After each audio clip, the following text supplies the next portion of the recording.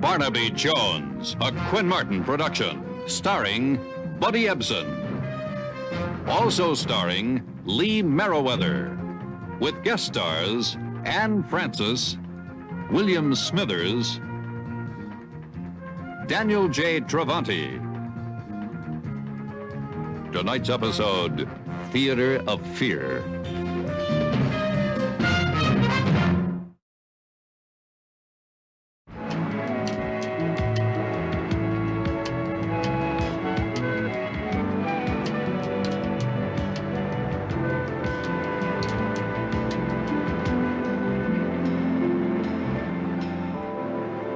Love.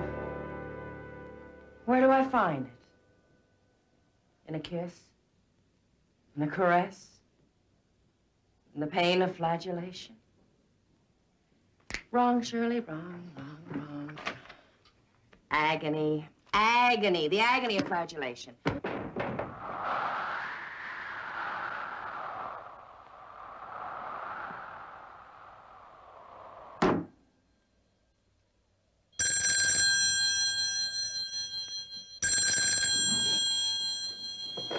Hello. Just checking in on my favorite star before turning out the lights. Oh, Bert, thank heaven it's you. You sound a little bit unstrung. You haven't been getting any more crank calls, have you? No, not tonight. I guess I'm just a little on edge. Are you comfortable with the memorizing? Yeah, almost. The concentration seems to be coming back. You see, I knew it would. The last thing you did before, Go on, Bert, say it before the fall. Well, you know, the movies where you only have to memorize one line before lunch. The stage separates the models from the magicians, my darling. And you are pure magic up on that stage. I love you. Keep talking. Lou just called. Yeah. The theater is sold out for the entire run here, and New York will be the same. I wish I'd had you around for the last 3 years. Why don't you beat Agnes at some cribbage and take a hot bath, and I'll see you at 10. I'm just going to have to settle for solitaire. Agnes is off tonight. What do you mean? Well, she's not exactly a babysitter, Bert. Well, I didn't want you to be alone these last few nights, Cheryl. Well, don't you worry. That wretched fox Agnes has put a pencil line at the booze level of every bottle in the house. Huh. It's funny, I thought I closed that. What's the matter? Well, I guess the wind just blew open one of the doors downstairs. Let me check, Bert, huh?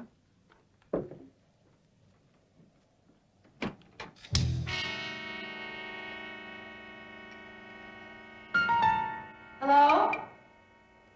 Who's there? Hello?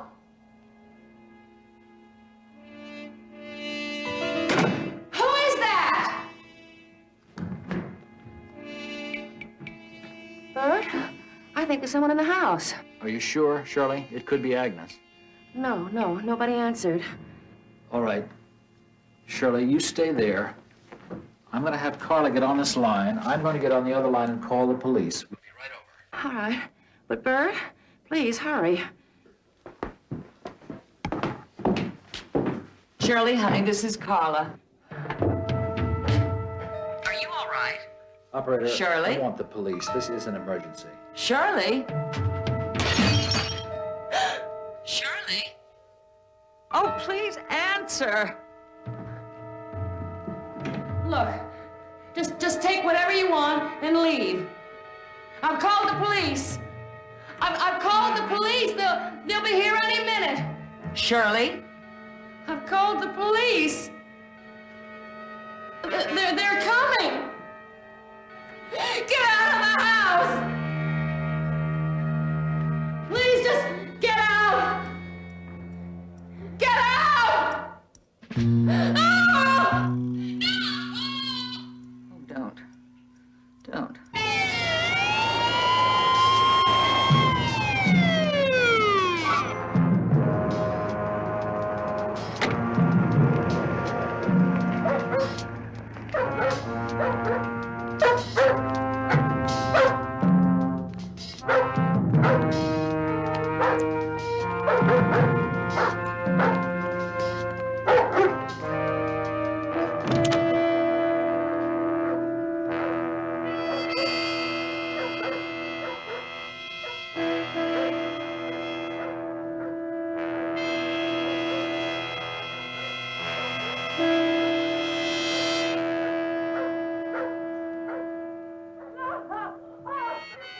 Shirley! Shirley!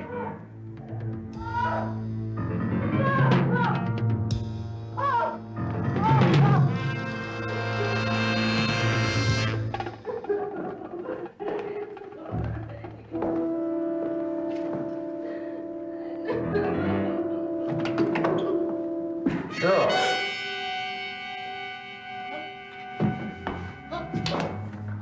Bert. Oh, thank God. Oh, baby. It's all right. It's all right.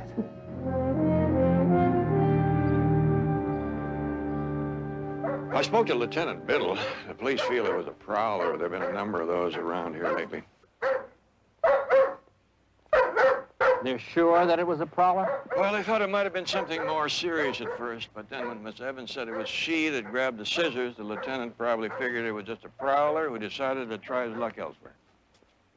Well, I hope so, Mr. Jones. I dearly hope so. I hope that hiring you was a complete waste of money. Happens that way sometimes.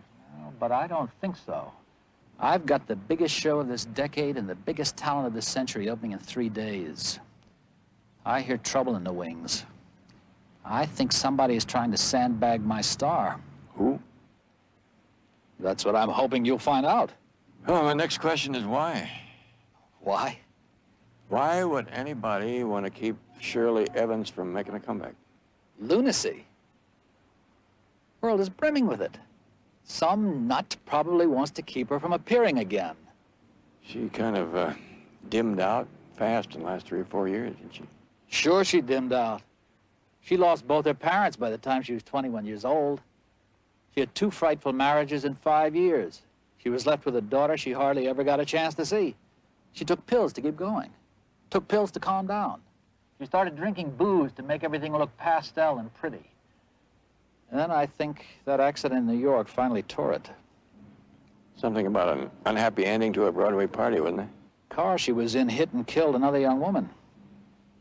Jail, felonious driving charges, suspended sentence. And there went her career. All she needed was a transfusion of confidence and a great script and music. She rose like a phoenix. Delicate bird, the phoenix. You think somebody declared open season? How's she doing? Anything but a delicate bird this morning, Mr. Parrish. Mr. Jones, this is Ed Davis, our publicist. How do you do? Mr. Jones? If they make it a routine prowler report, I doubt the press will even pick up on it. Well, I certainly hope not. Eddie, Mr. Jones is a private investigator. So now that you know that, forget I told you, okay? Well, you didn't even have to say anything, Mr. Parrish.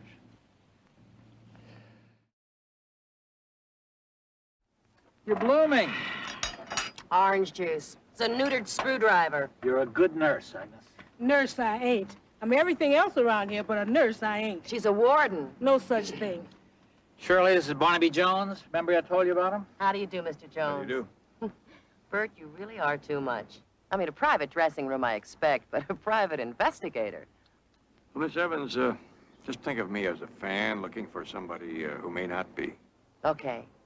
But really, I think probably it was just somebody who was after the silver or the color TV. Neither of which were taken. Well, I should hope not. I mean, if he was half as scared as I was, he's probably 10 pounds lighter and halfway to China by now. Why don't you sit down? Thank you. You say he. Did you see him? No, not really. As I told the police, it was like a shadow. It all happened so fast. The police seem to think maybe it was a teenage prowler. Police don't know about the phone calls, Cheryl. Mr. Parrish told me about your threatening phone calls. Nobody says anything, they just play a recording. Well, it was a bad enough line when I had to say it in the film, but when somebody plays it back to you on the phone, it gets pretty scary. This was a recording of your voice? Did you ever watch the late movies, Mr. Jones? Constantly. Do you remember you've destroyed everything of value, you don't deserve to live? Has a familiar ring. Miss Evans, how many people have your phone number out here? She has unlisted numbers on both lines, but everybody in the company and the press, they all have them by now. Well, that narrows it down considerably. Miss Evans, from now on, I want somebody to be with you at all times. Are you kidding with this entourage? Come on, let's get that piano player to work, huh? Oh, Why don't you take it easy and rest today? I'll have Jill go through it with the cast. Oh, sure. And then on opening night, you can go out and tell the audience that Shirley Evans just doesn't have the Heather Bloom number right yet. But you just happen to have her understudy, Jill Mallory, who will perform it for you. All right. Well, don't you two run along, and I'll stay around here and poke around a little, if you don't mind. Okay. Hey, Mr. Jones, you got to keep all the fingerprints you can find. Thank you.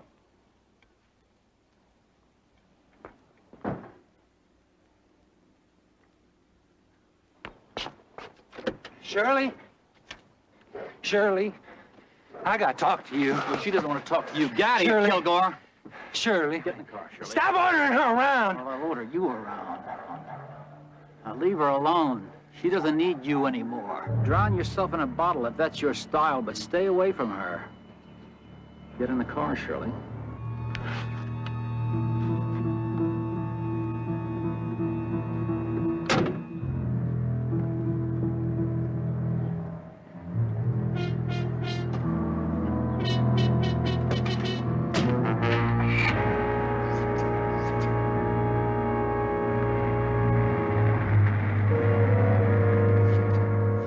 From your look, I'd say you could tell me what that was all about. Well, that's the trash my baby wound up with when she stopped listening to me. Lloyd Kilgore. There used to be a famous running back by that name. That's him. Old Mister used to be. Big Super Bowl star. He hurt his back, but always gonna be a big this or that. The only big thing he'll ever be is a big drunk. And that's who Miss Evans has been keeping company with the last 2 or 3 years? Shirley's bright on all sides but one, the man side. Those 2 louses she married just wanted her for a name. She had a baby, a little girl. No, has is what I've been reminding her. If she's gonna start acting again, she might as well include acting like a mother. Keeping that little girl in that boarding school, it just isn't right.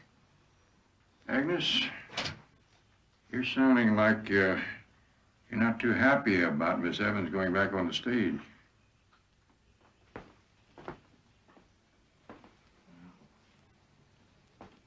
I know it's just gonna happen all over again. I know it. She just isn't ready. If I had my way, she'd never go near that theater. Oh, Heather Bloom, you've come a long, long way from Bloomington, Indiana, and lessons on the piano. A little finesse, a little finagle. You're ordering toast instead of a bagel.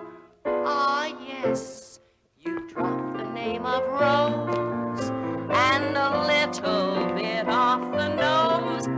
And the accent hardly shows. You're the picture of a shiksa. You're going places, Heather, so packed. Last. No, it's all right, Cheryl. It's coming beautifully. I'm sorry, Bert. I'm sorry. I just get my mouth working and my feet stop. Take 10. Talk to your feet.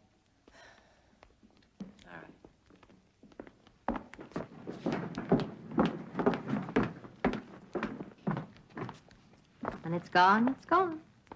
Better not let her hear you say that, Jill. I'm better than she is. I won't quote you, but it's only a short step from understudy to unemployment. If she really knew who you are, you'd be fired in a minute. Well, I've done my homework. I know where all the bodies are buried.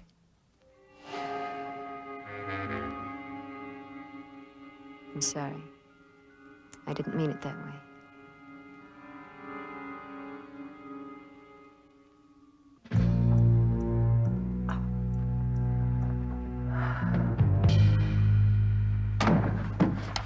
Lloyd. Honey, I gotta talk to you. Lloyd, I told you, it's all over. Please, I need you. Stop it. Stop saying that. Look, it's gonna be different. You and I will go into business together. Lloyd, please, no more drunk dreams. I made a mistake. Leave me alone, please. What's going on? Hey, I thought I told you to stay away from her. Just get your hands off me, creep. Hey, Bert! Not that easy, baby. Not that easy.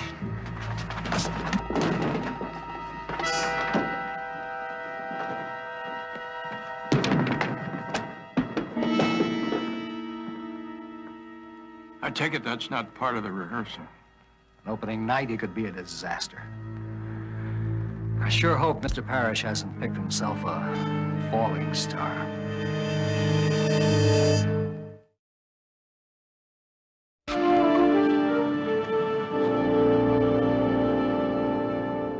Get your 5 out. 8 ball off the cushion in the side pocket.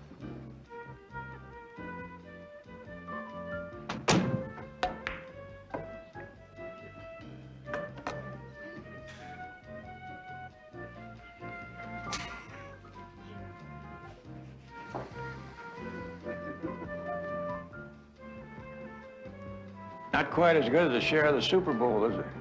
I know you from somewhere. Sure. I'm the fellow you stiff-armed when you made your end run over at the theater. Sue me. Well, I don't want to sue you, Mr. Kilgore, but I would like to level with you. So level. Somebody's been trying to make a lot of trouble from Miss Evans lately. I've been hired to find out who and to put a stop to it. Now, I have found that sometimes when you come right out and say it, trouble stops. And I collect my money just as you do when you sink the 8 ball. I don't know what you're talking about.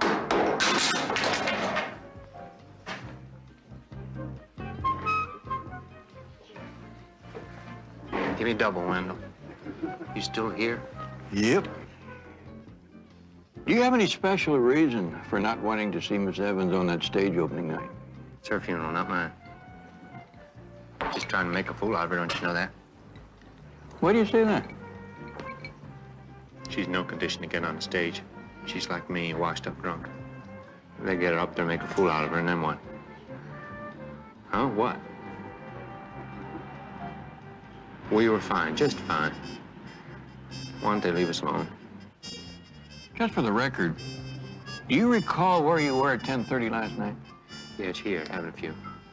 No, at Cody's. That doesn't check out, Mr. Kilgore. Over at Cody's, they say you left by 10 o'clock. You're so smart, you figure it out.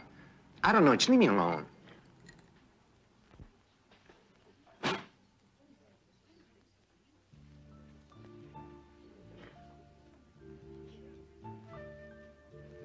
Yeah, sure. Like they say, never hustle a hustler.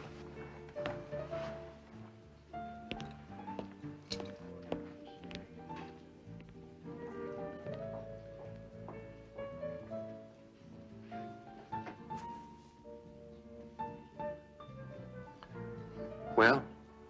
Look, we both know what's right, right? I mean, I can't say anything without seeming selfish, you know?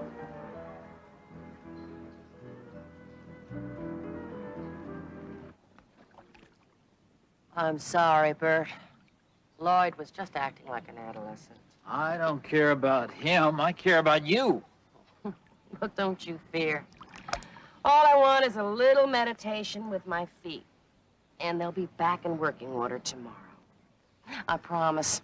Who needs a promise? Could I ever be accused of coming between you and a communion with your feet? I love you. I love you. You meditate, and I'll see you tomorrow. Okay. Bye, Agnes. Mr. Parrish, I thought you were supposed to stop by the school to see Kathy this afternoon. I completely forgot. Well, don't whip yourself in front of me, lady. I'm the one who has to tell Kathy all those lies when she calls. Agnes, I'm exhausted. Your daughter's tired, too. Tired of being a number in a uniform in that boarding school. Stop it! I'm sorry. I'm trying my best to get it all together for all of us. All right? You tell me if it's all right. Well, what good is it all going to be if it's going to start all over again? Oh, no. The world needs a star, is that it? Well, Kathy needs a mother, and it don't look like she's going to get one come good times or bad. Just look who's talking. I never once heard you complaining about the good times. The bright lights never hurt your eyes, or the parties, or the trips. I never once heard you complaining about traveling first class. You are a hypocrite, Agnes. And if it weren't for me, you'd still be washing some floors in an office building. You go to hell. Agnes, I'm sorry, I didn't mean that. I'll pick up my things later.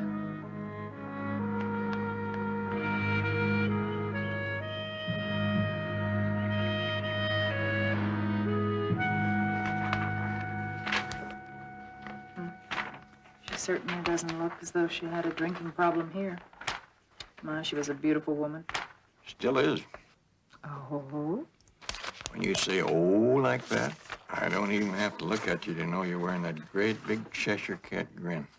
Really? Whenever I see you scratching around on your desk like a chicken, I have a feeling that what you're looking for is probably right under your nose. Some detective. I knew it was there all the time. I just wanted to make you feel indispensable. Mm-hmm. Tired and indispensable. Yeah, here it is. The young woman who was killed by Miss Evans' car was Miss Phyllis Sherman. Betty, check the New York papers and see if you can come up with an obituary. There's a date. I'll do that tomorrow morning. Has she any idea who's been making these calls? No, she says it's a recording. Of course, anyone could have taken that off of a television rerun of one of her pictures. I got this from a TV station. You've destroyed everything of value. You don't deserve to live. Oh, dear. Could be a crank call, but I don't like it, Betty. She's got an unlisted number, but that doesn't mean it's secret. I promised Mr. Parrish I'd give her a call tonight.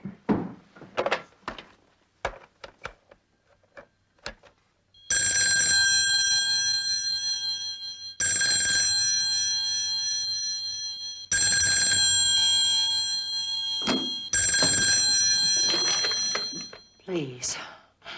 Please, just leave me alone. Whoever you are, stop calling. Please. Miss Evans, listen now. This is Barnaby Jones.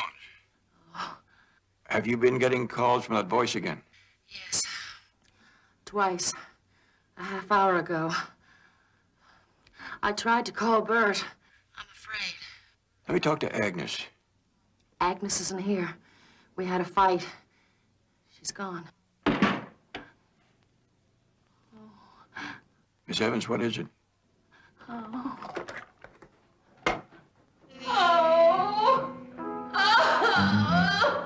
What's the matter?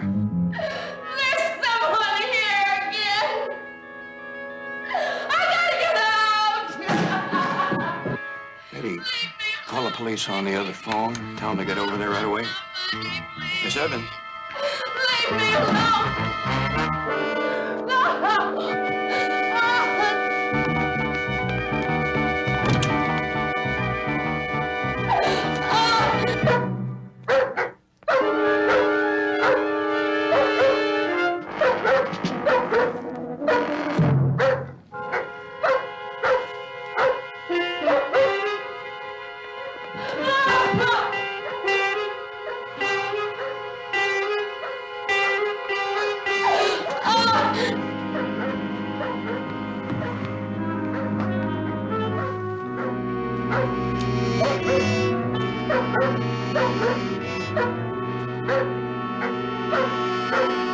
No. No!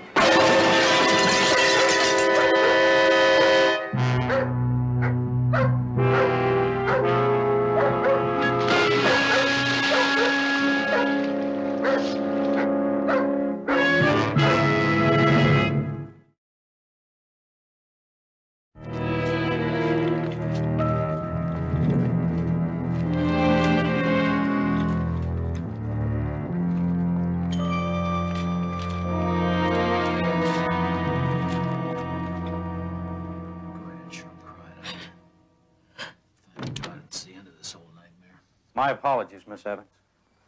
For discounting the call the other night as just another prowler. It must have been Kilgore. He didn't get away so lucky this time. Looks like he fell, hit his head. Oh, no. Don't, Cheryl. Why did it have to be him? Who knows? Accident, Lieutenant? Almost by the book, Barnaby. The jilted boyfriend comes back to harass the girlfriend. Only in this case, he probably stumbled back. We've got a drunk sheet on Kilgore that long. Well, if he was running away, he sure took a wrong direction. Why did he start for the pool area? Drunks and directions don't mix very well. Did you ever see one driving down the freeway the wrong way? Just as fatal. Yeah, I suppose. You find out any different, be sure to let me know, huh? Sure will, Lieutenant. Miss Evans, I don't think you'll be troubled by prowlers any longer. We can get a full statement on this later. Certainly. Thank you, Lieutenant. Talk to you, Barnaby. Miss Evans, when you were being chased and running and trying to find your way out of the house, did you see that it was Kilgore? No. If I'd known, I wouldn't have run from him. I'm not afraid of Lloyd. I feel sorry for him. Eddie, could I have something to drink, please? I'll get you some water, Miss Evans. Mr. Parrish.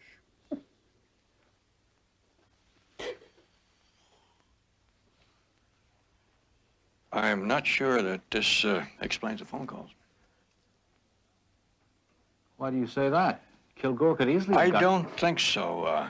Kilgore was a muscular, overt type of man, kind of would barge in. I can't see him fiddling with tape recorders or scary phone calls. Well, I suppose your judgment is right. I'll have to get the phone numbers changed, I guess. Mr. Parrish, Yes? I think I better run down to the press room. See if I can detour the story from the newspapers, at least soften the facts a little, you know. That's a good idea, Eddie. Thanks for coming over so soon. Yeah.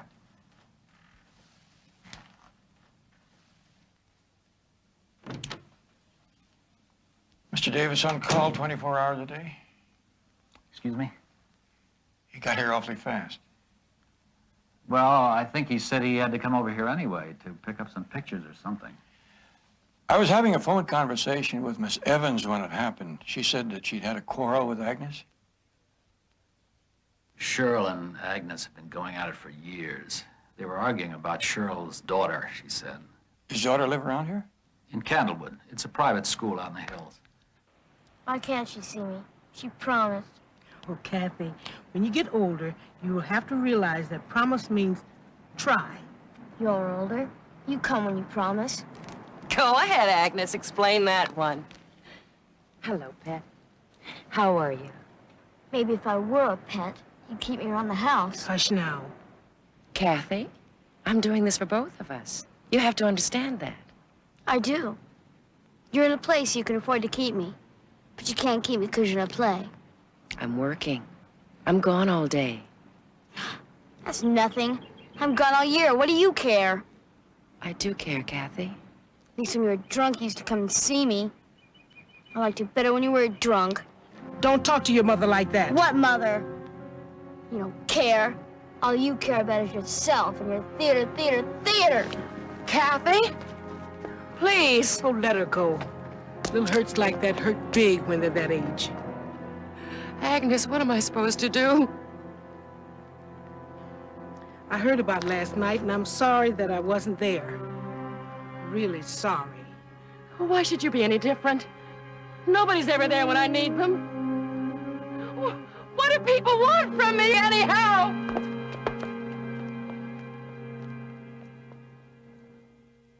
Ah, yes, you've dropped the name of Rose, just a little bit off the nose, and the accent hardly shows. You're the picture of the ship, sir. You're going places ever so packed. Oh, Heather Bloom, you've come a long, long way from Bloomington, Indiana. Pity you, what'll you do if you ever have to go back? Take 10. Steve, your stir crush is over too bad.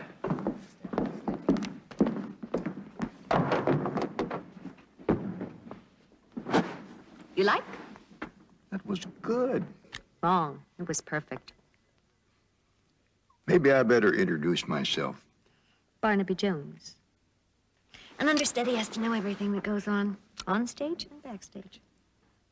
Then you probably know what happened to Miss Evans offstage. Yes. I'm terribly sorry. You're a very good actress. What do you mean? Well, I might be sitting here thinking that you really were sorry if I hadn't seen you with Mr. Kilgore in that bar yesterday. So? So, what business were you discussing with Mr. Kilgore?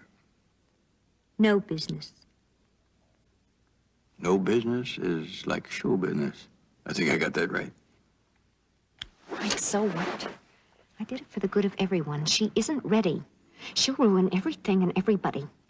Mr. Parrish is so obsessed with the idea of resurrecting that old lush, he'd never listen. So I tried to get Lloyd Kilgore to talk some sense to her. That's all. Well, if he tried, he died trying. Sorry, I can't help that. And any plans you may have had with Mr. Kilgore died with him? What's that supposed to mean? Shirley Evans is a star to the core. She has recovered from shocks worse than this. She'll be on stage opening night. I wouldn't count on it. Shirley Evans is also a lush to the core. She's an inch away from popping the cork and going under. Again.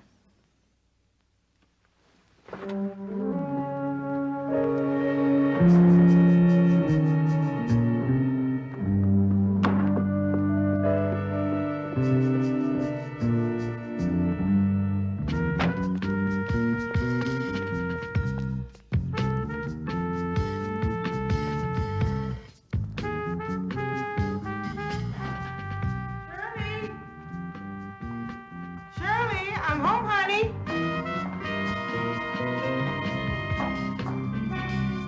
Honey, you in here?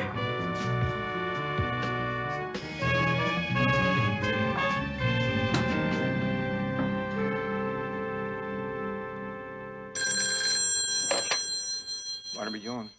You said to call if there's any trouble. Well, yes, Agnes, what's the matter? She's been here and gone, and she's at the bottle again. She's drinking again. Well, you stay right there, Agnes. I think I may be able to find her. Well, it's partly my fault. Find her, please. Please find her.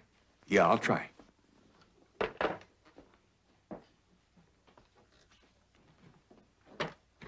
Oh, sorry. Are you in a rush? Yeah. All right, here, take a look at this. For you. It's the obituary notice of the girl in New York. Survived by her father, Edward R. Davis of Los Angeles. Good work, Betty. Check him out. Oh, well, where are you on? Our lamb has strayed. I gotta catch her before she goes off the deep end.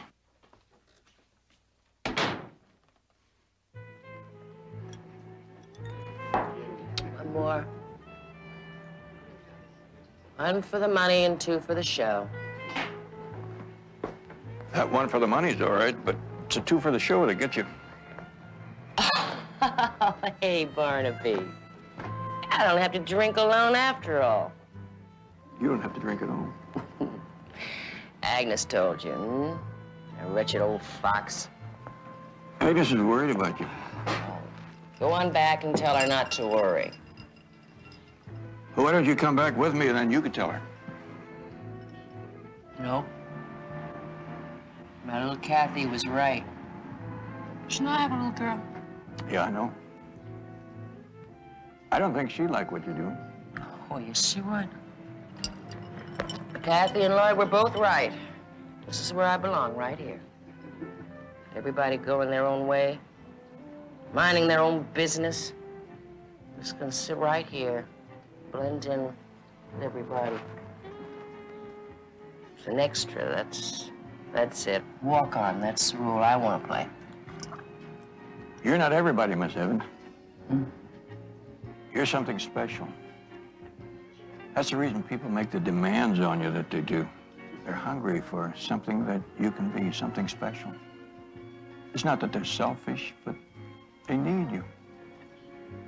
Never mind about them. Think about you. Doing the thing you were born to do and knowing that you're doing it better than anybody else.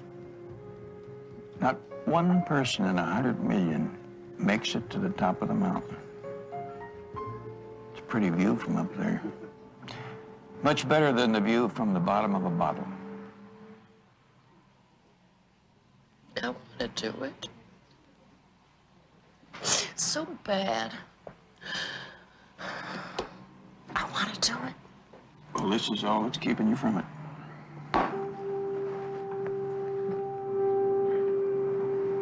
Come on, I'll help you. We can wade all the way home.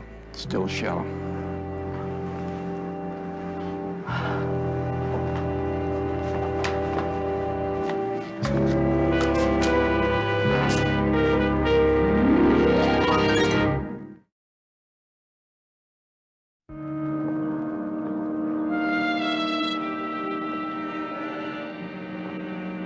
Mr. Parrish said you wanted to see me? Yes. I was just looking at the pool. Strange, isn't it?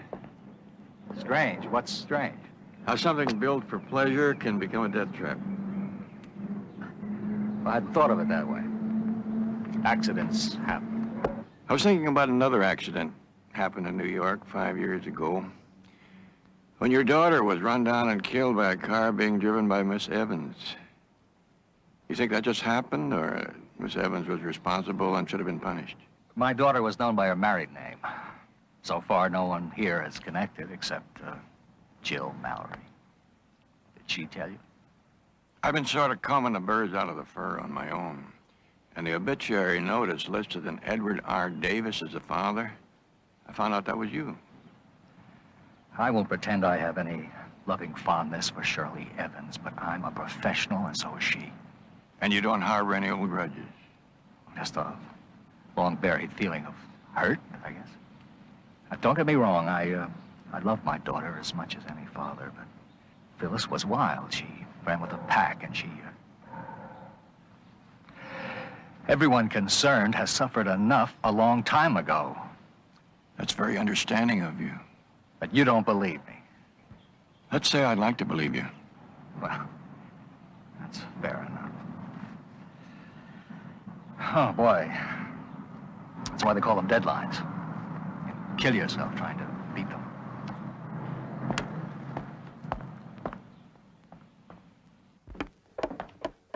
If you're going to start spending the nights here, I'm going to order a day bed for the office, okay?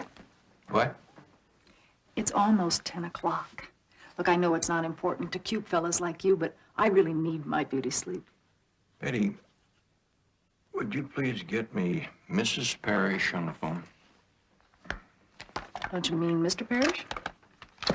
When I say Mrs., I mean Mrs. Poor Mr. Parrish. I wonder if his show is ever going to open. You ever have the thought that maybe he doesn't want it to open? What? You ever hear the producer who sold 200% of his show and the only thing that could save him was a quick flop? Mrs. Parrish? Yes, would you please hold for Barnaby Jones? Miss Parrish, I hope I didn't disturb you. No. What can I do for you? The other night, when your husband was talking to Miss Evans, he gave you the phone. Is that right? Yes. Well, he went to the other phone to call the police. You stayed right on that phone until Mr. Parrish and the police got to Miss Evans. Yes. Well, I'm afraid I didn't have anyone to talk to. Poor Shirley had dropped the phone and run for her life by then. Now, Miss Parrish, I'm going to ask you to tell me exactly everything that you heard on that phone.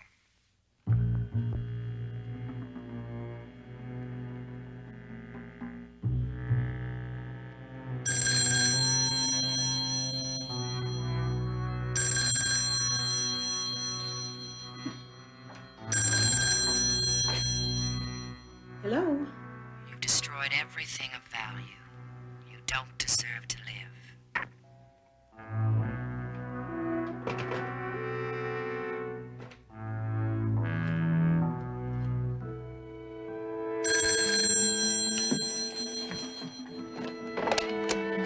Barnaby Jones' office. May I help you? This is Agnes. May I speak to Mr. Jones? That crazy call, I just got one. Agnes, Mr. Jones isn't here. Hold on while I try and reach him at another number, please. Oh, just hold on. Okay.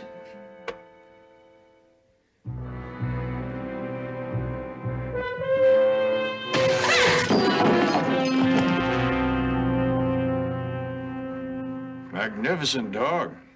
Tame as an old cow, really. He's got a good barker on him, though. Only trick he knows is barking. You keep him outside at night? Yeah, he'd be out there now if you weren't here. You don't have to know any more tricks than that, son. Hello? You got smart written all over you. It's for you. Your daughter-in-law? Oh, thank you. Betty? Barnaby, I have Agnes on the other line. She just got one of those crank calls again. I thought they were all over. Well, it's not quite all over, Betty. Keep talking to her. I'll get right over there. Agnes? Agnes? Agnes, are you there?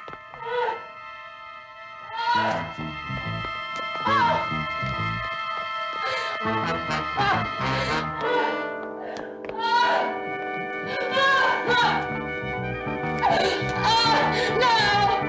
Please, no! Don't! Please, no! Leave me alone, please! Don't! Leave me alone!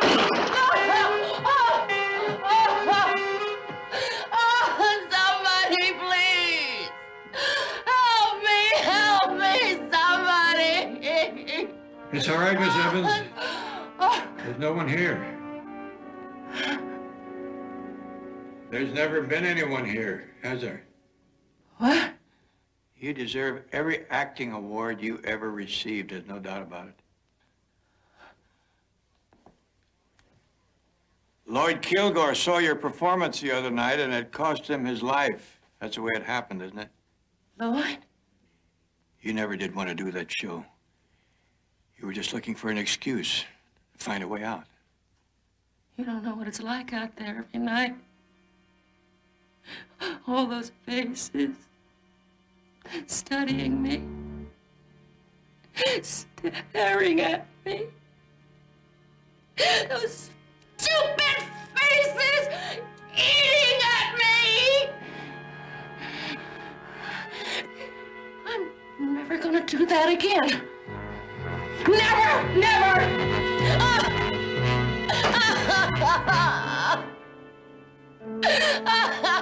It's all right, Shirley. You don't have to do it anymore.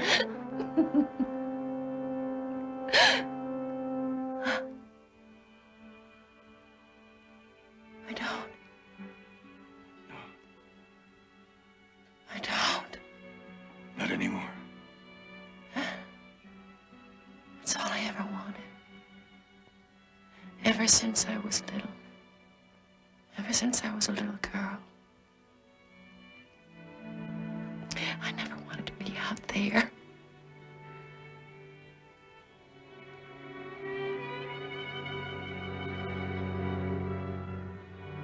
Oh, my poor baby.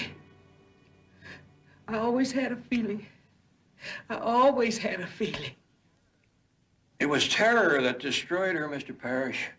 Shirley Evans was scared to death of the millions of people who loved her. My God, the torture she must have gone through all these years. Being on the stage must have been like the fire of Hades for her. How could you know that? I didn't until that big old police dog next door started me to thinking. It's incredible to me. But you were right. I couldn't hear it barking the night I called Cheryl on the phone. Neither did your wife later, which meant that no one had entered or left through those doors. Miss Evans was here alone until you and the police came, and then the dog started barking. What about the night Kilgore came snooping around? I heard the dog barking myself. Miss Evans was in here putting on the act of her life. Kilgore had seen her, so it was a matter of life and death to her, so she killed him. Then in one last desperate effort, she tried to involve Agnes by calling up on the other line and hitting her in the head. She knew that someone was listening on the phone. She had an audience. Don't talk about her like she's a criminal now. A bump on the head is nothing.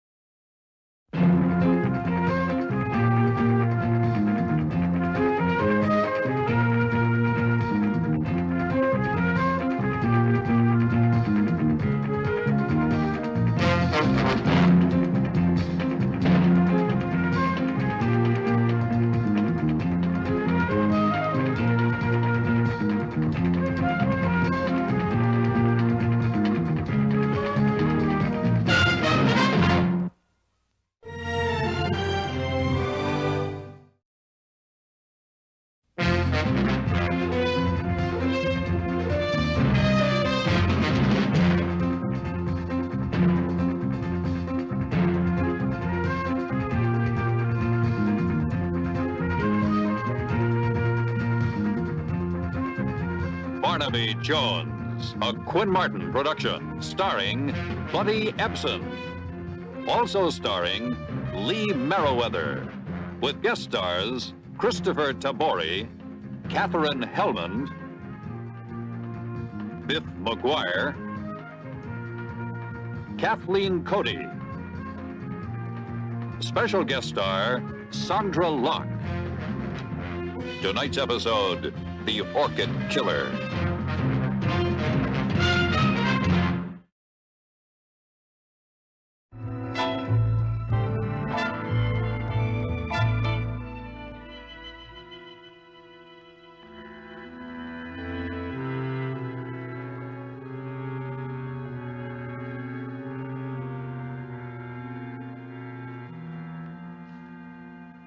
Oliver, not even a little smile for all your friends?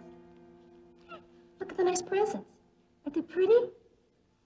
Come on, Oliver, a teeny-weeny little smile. Well, I guess there are still lots of blessings we can count. It's been such a nice party, and we have all really had a good time, haven't we? And next year on his birthday, why, thank you, Charles. Ooh, my, look at the time. Mrs. Brennan is going to be scolding us tomorrow. You know, it's way past all your bedtimes. It's past my bedtime, too, and I've still got a long drive home. Now, gentlemen, I know we've really enjoyed ourselves tonight, but I think we better be... Oh. Come on, gentlemen, come on. Good night.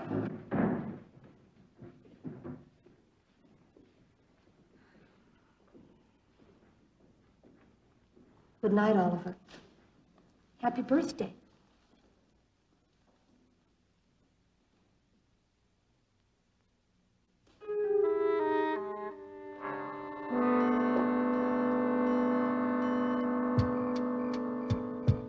Good night, Dad.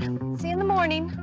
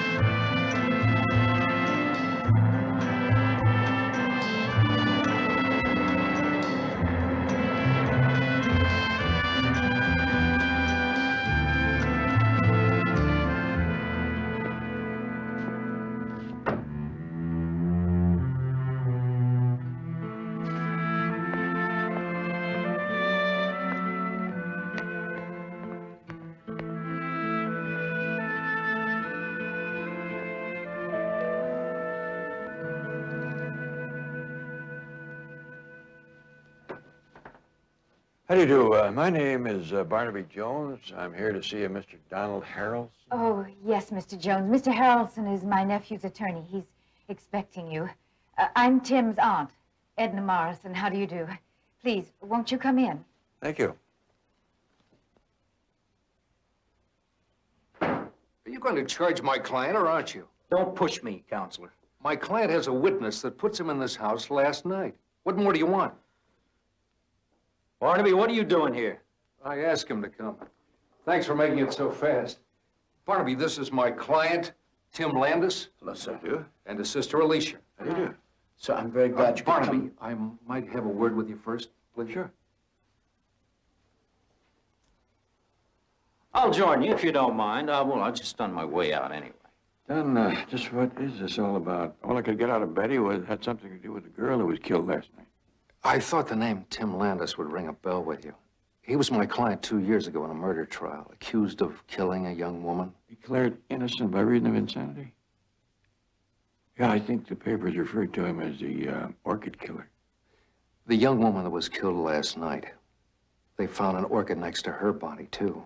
She was a nurse at the state hospital where Tim had been confined up until his release 2 weeks ago. We kept that little detail of the orchid out of the papers this time. Thought we ought to keep the press out of this for a while. Counselor, you see that your client doesn't make any quick trips out of town. Lieutenant, his sister told you she was with him from 8 o'clock until after midnight. You're so sure of that. What's he doing here? I'll see you later, Barnaby. Lieutenant? Don, I think Lieutenant Biddle just raised a pertinent question. What am I doing here? Mr. Jones, I told Mr. Harrelson to call you. Dodd said he wanted to speak to you first. I guess to avoid any embarrassment in case you wanted to turn around and walk out that door because you know who I am. I realize I'm not the most desirable of clients, but I'd like you to help me, Mr. Jones. Well, it depends on what you have in mind. Look, I'm due at a probate sale in 20 minutes. Go ahead, Don. I think I can tell Mr. Jones everything he needs to know. All right. If either of you need me for anything, I can be reached through my exchange. Thank you very much. Mr. Jones, last night... Would you like a cup of coffee, Mr. Jones? Well, no, thank you, but a glass of cold milk would do nicely. I brought some cookies to go with your milk, Mr. Jones. They are just plain scrumptious, ma'am. Henry, be careful of that cart, dear. It has a loose wheel. I know, dear. I know.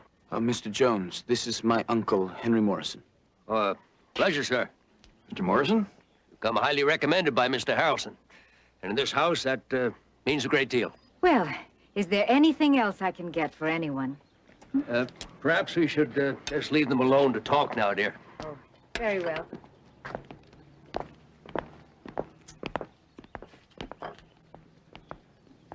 Now, did anyone else see you last night? Well, I'm not sure. You make any phone calls? No, I don't think so. Mr. Landis, there's an old saying that one rooster can't do another one scratching for him. If you keep on hemming and hawing, I can't help you. I don't know where I was last night. I just blacked out, like I did 2 years ago. Your sister told the police she was with you. She was only trying to protect me. It's not her fault. Mr. Jones, Tim may have blacked out last night, but he didn't kill that girl. I mean, if you knew him as I do, you'd know he couldn't do such a terrible thing. Can you remember anything from last night? Yes, I can. And everything I told the police, up to a point, is the truth. I was working on my car. Alicia was with me till 8:30, 8:45. Yes? According to the news reports, the murder occurred around 10 o'clock. I know. The last thing I remember, it was about 9 o'clock. I was driving my car out the front gate. I wanted to take it for a run. The next I knew, it was dawn, and I was sleeping in my car about 3 miles down the road. Mr. Jones, I couldn't have killed that girl. I don't think I could kill anyone. Well, I'm not sure I can go along with lying to the police. Don't you see? If I told them what I just told you, there'd be no questions, no more investigation. They'd throw me back in that hospital, Probably for the rest of my life. For me, I have to know for sure whether I did it or if I didn't. What if my investigation proved you did? What then? Then you'll have no problem with me. I'll go quietly with you to the police. Well, son, under those ground rules, I think we can get down to work.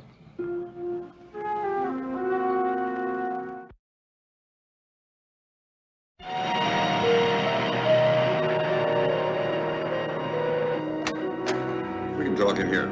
Thank you.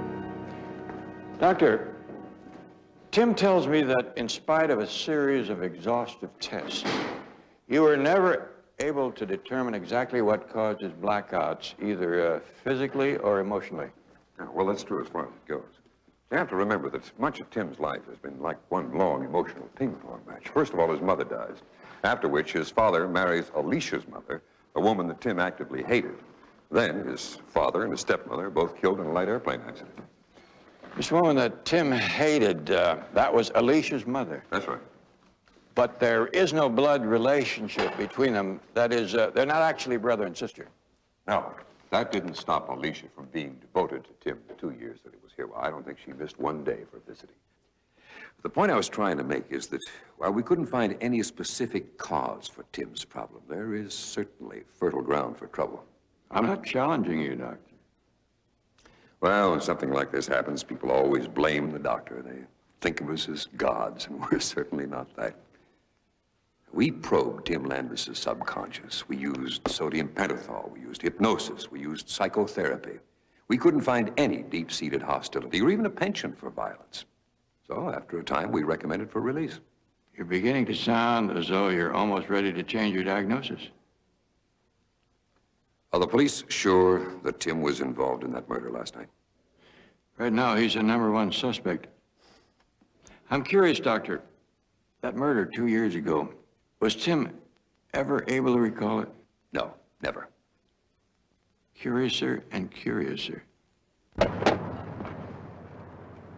Hey, old buddy. Thought you'd been had. What do you mean? Well, drove by your house this morning. There were cops all over the place. Yeah, well, they made a mistake. They thought I was someplace else last night, when in fact I was at home. When I explained that to them, they turned a whiter shade of pale, apologized profusely, and exited with their tail between their legs. Why would they care where you were? A nurse was killed at the hospital last night. I knew her. Awful. Anyway, I brought that manifold I told you about. Here it is, pal. Look, you don't have to give me that. You know you could pick up a lot of bucks for it. Go on, take it. I want you to have it, though, if you'd like to. Like I said, you don't have to. I mean, what are friends for? I'm cool. They won't get anything from me. Blood brothers, right? Are we speaking on the same subject? All I'm doing is giving you a manifold. You sure must have done some fast talking to get those cops to buy that story about you being home last night. What do you mean? I mean, you were at my place last night, don't you remember? I was at your place? Yeah, and you were talking about some chick, that nurse. No, that couldn't be. Hey, come on, you're putting me on, Tim, you remember. What time did I leave? 9:30?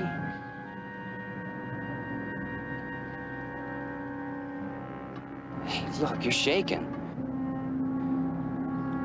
Hey, man, even if it's true, calm down. Hey, don't worry about it. I won't tell anyone. Honest, Tim, I won't tell anyone.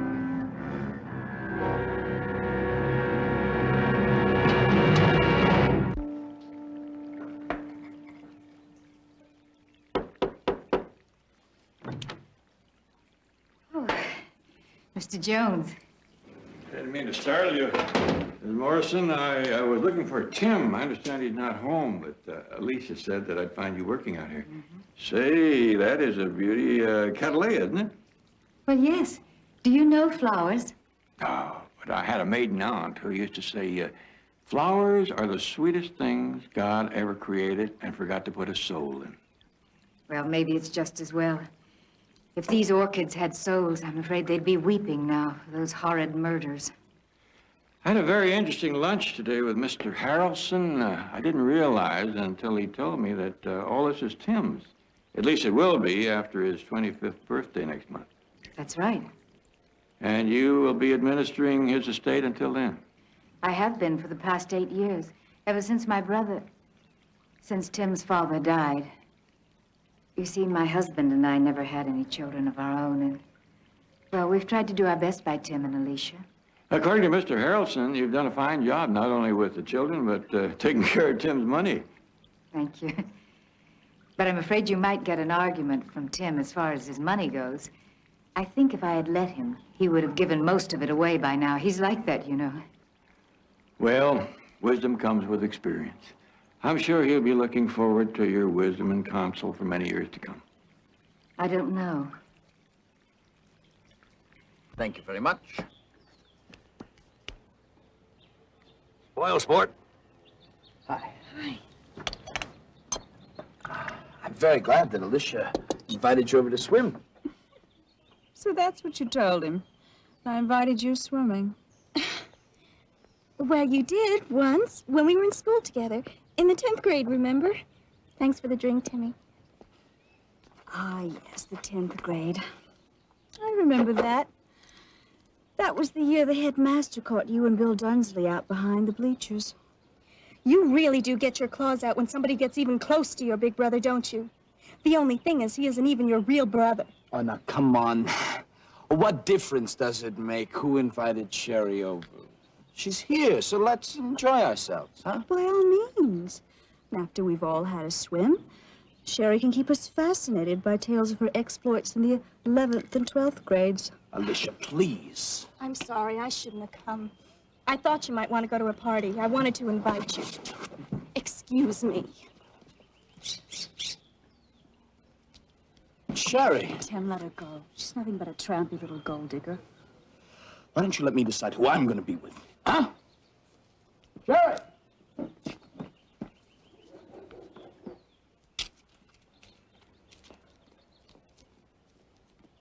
That Sherry's not quite as tough a fighter as some of Tim's other girlfriends are. Most of them last at least 3 rounds. Must be pretty difficult to be as close as brother and sister and yet not be. Is she always that protective of him? Well, only if Alicia thinks some female is getting too close to him. You know, once she even tried to have one of the nurses out of the hospital fired. You know, according to Mr. Harrelson, Alicia doesn't share in the estate unless something happens to Tim. Well, I wouldn't know about that. Listen, can I pour you a drink, or are you, as they say, on duty? I'm on duty. I think I better try to catch up with Tim. There are a few questions I ought to ask him.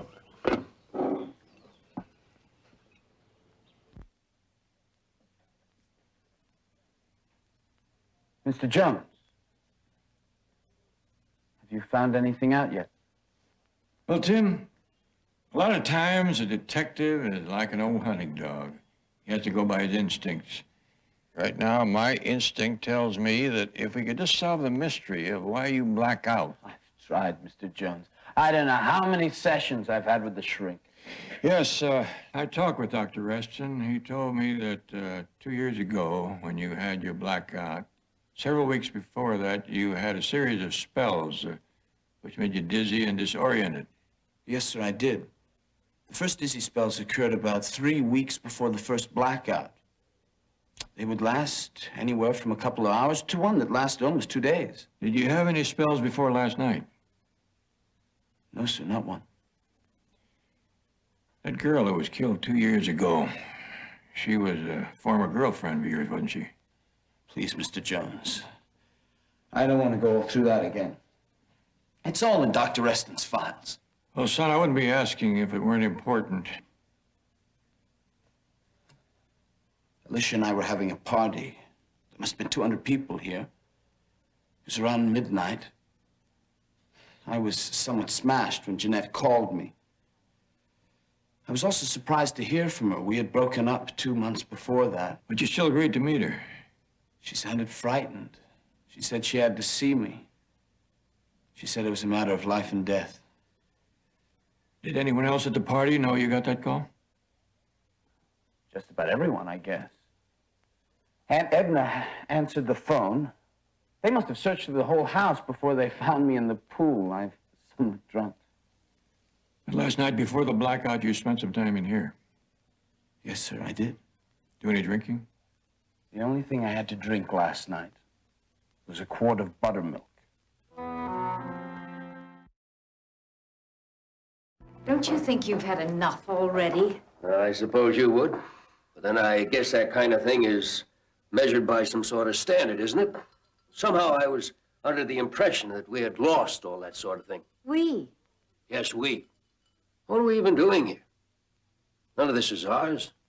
This is Tim's house. Tim is my brother's child, and I intend to look after him as long as need be. People should live their own lives in their own houses. That's what I think.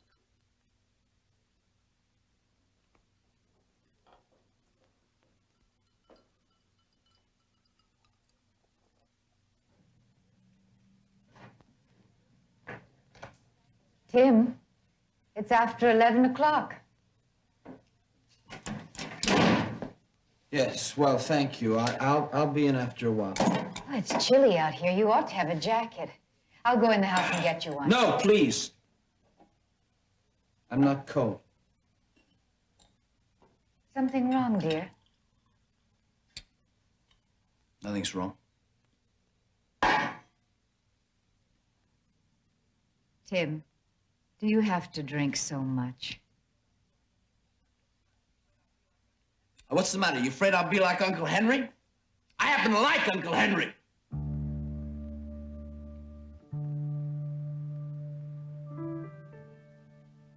I'm sorry, Annette. I didn't mean to scream at you. I just want to be left alone. Very well.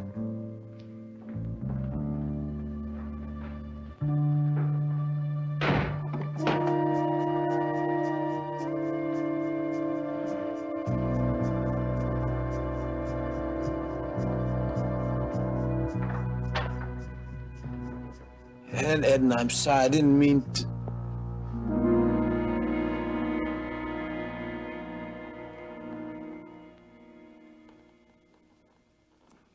Tim, I waited and waited for you at the party and you never showed up. Why not? You promised you'd try. I'm sorry, Sherry. I got involved with tuning up my car. It's still not running right, though. Well, if you want something to run right, you have to take it out and test it sometimes. Yes, well, I'm kind of tired. You don't look tired to me, Tim. Come on, let's go out and have our own party, just the two of us. All right, get it.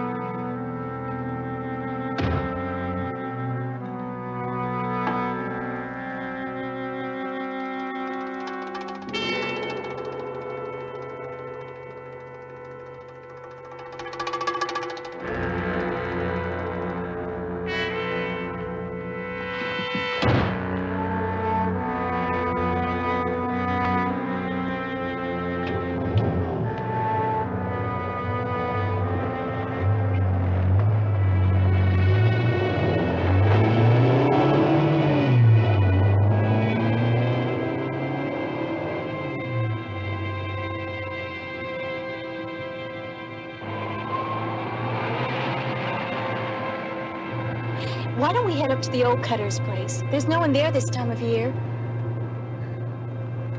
What? I said, why don't we go up to the old Cutter... Tim, are you all right?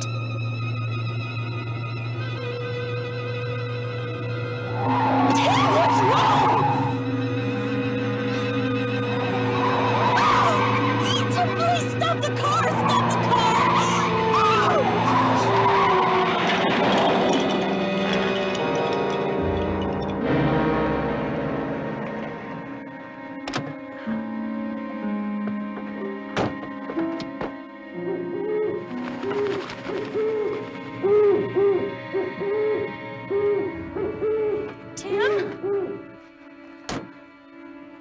What is it? What's the matter?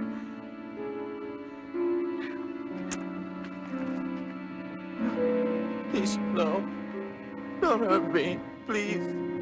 Don't hurt me, please. Stay away. No.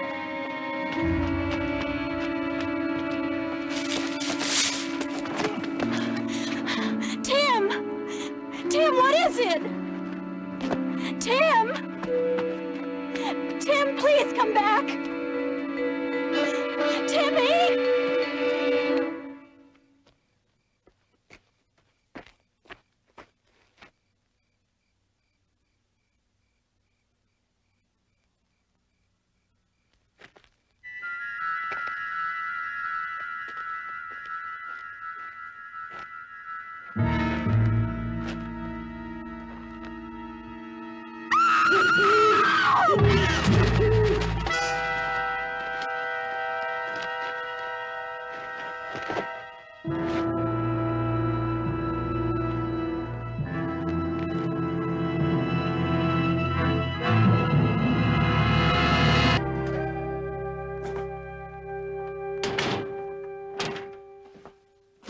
He's inside. The cleaning crew found him right outside the door and called me. I'll get him some coffee.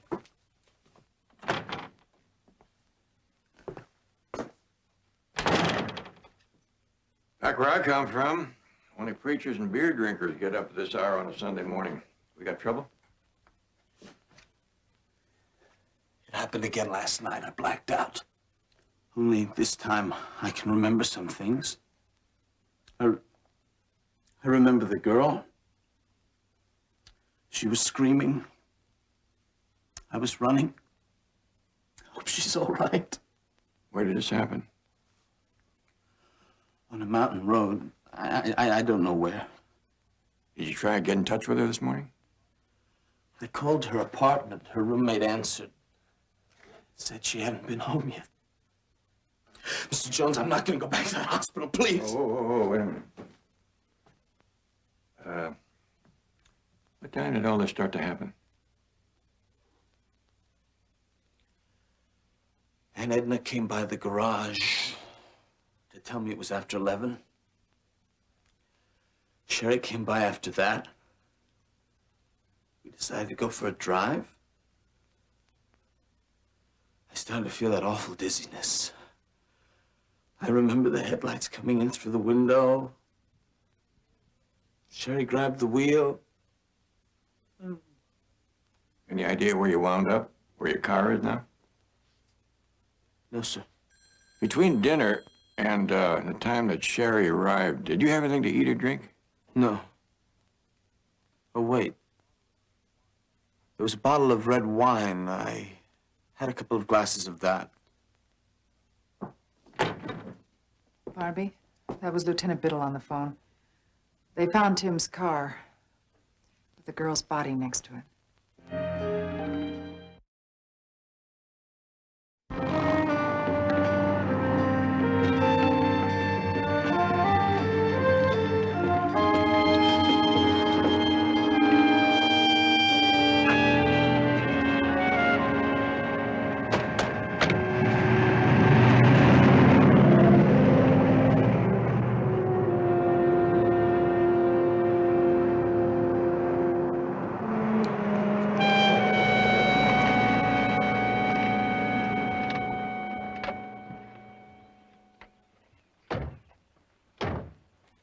When they finish photographing, I don't want anything touched until the fingerprint boys are here. I don't want our little Romeo slipping through our fingers again. Let it be known, Lieutenant, that my client is giving himself up voluntarily. Yeah. And if he'd done that yesterday, that pretty little girl might still be alive. Hate to say this, Barnaby, but this time I think you picked a wrong number.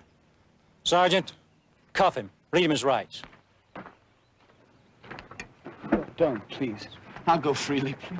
Don't, please. Don't make trouble. Just turn around, put your hands behind you. No! Don't be a fool! Don't shoot! Hold your fire!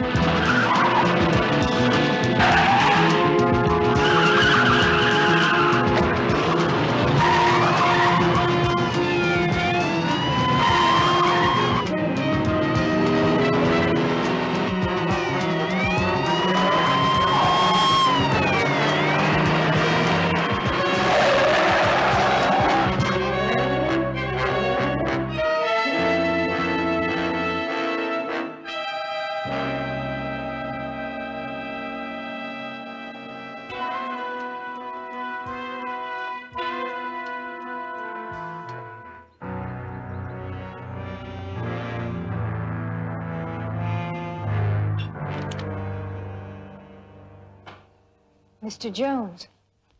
Oh, good morning, Miss Morrison. This is my daughter-in-law, Betty Jones. Hello. Mr. Jones, the police were here earlier. They said that Tim might be involved in the murder of another girl. Yes, we've seen the police. But what are you doing here? Tim hasn't come home yet. Yes, I know. I was looking for a bottle of red wine and a glass that he drank out of last night. I'm afraid I cleaned up in here this morning. I took the bottle and the glass into the kitchen.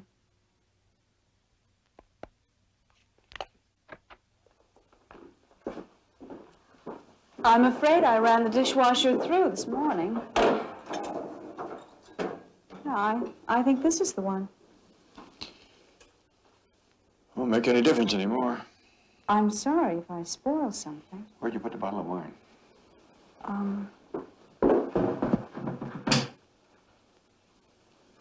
That's odd. I'm sure I put it in here. Henry? Well, I hope you're not accusing me of consuming that soda pop that Tim calls wine. Well, it couldn't have disappeared by itself. Where do you keep your trash cans? Come here, I'll show you. Yeah, that's the stuff that Tim drinks.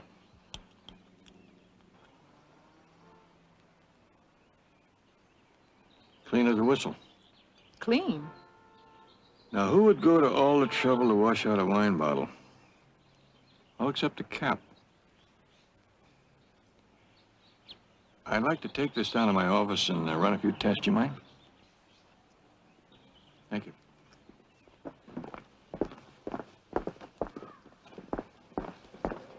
What's he doing? He says he's taking the cap from the bottle of wine with him. He's going to have it tested.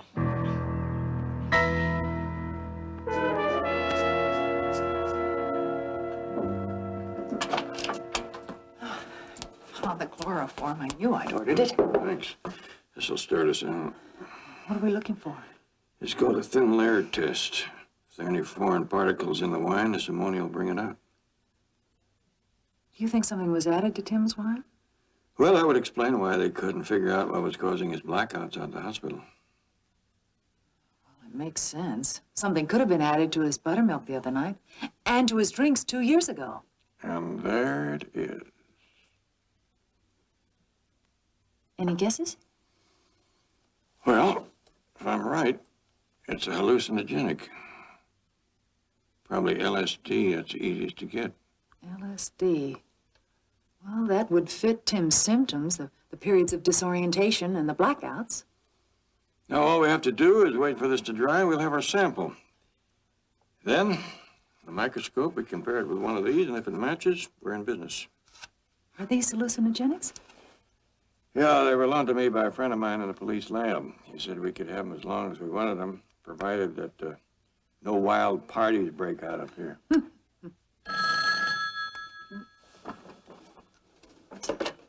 Barnaby Jones. I'm a friend of Tim Landis's. He says he has to talk to you and that he'll wait at the corner of Stratman and 3rd. Who are you? Hello? Hello? I gotta talk to Tim. Tim? Betty, what you have to do is wait for this to dry, scrape some out, put it on the slide, microscope, and try to match it with one of these. Think you can do that? I'll try.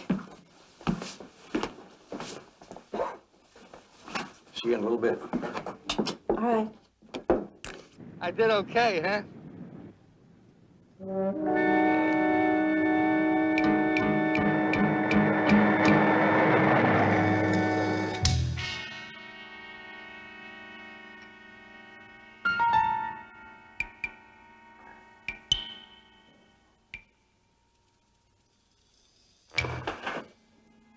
Barnaby? Barnaby, it's just about right. Listen, can I make the slide anyway?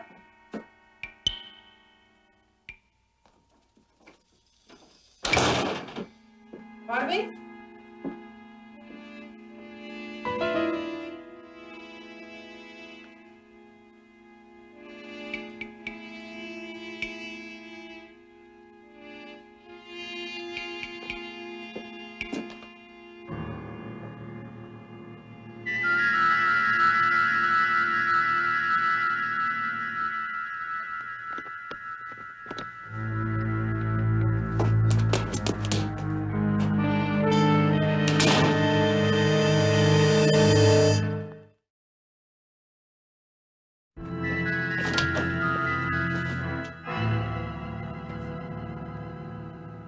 Betty?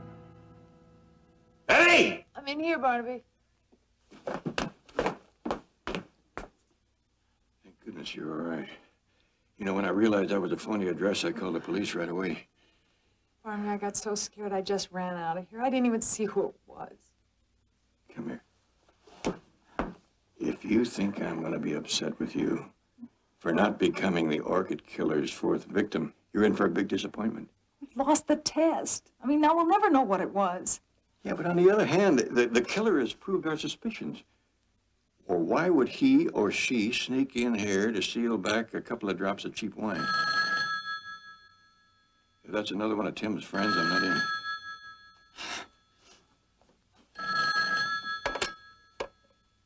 Barnaby Jones' office, may I help you? Hello, Betty. It's Tim. Can I speak to Mr. Jones, please? Yes. It's Tim, really. Tim? Mr. Jones, I wanted to call you to tell you I'm sorry for running out on you and for letting you down the way I did. Listen, Tim, I've got something important to tell you. Now listen very carefully. Mr. Jones, I can't turn myself in. I can't go back to that hospital. I don't care what happens. Tim, listen to me. Listen, you are not the orchid killer, you understand? You are not a killer. All those blackouts and dizzy spells, those murders, they were all part of a big plan to set you up as a patsy. How? Why? I'm still working on that. Now, Tim, do you know anyone who may have had access to or used a hallucinogenic, possibly LSD? LSD?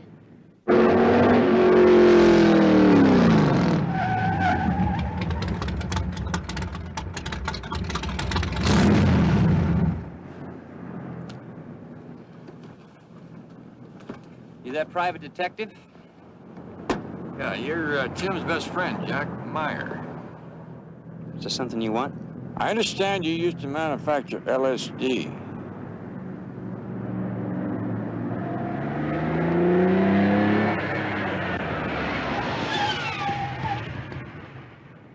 Tim, I told you to go to the police. I'm sorry, Mr. Jones, I couldn't miss this one.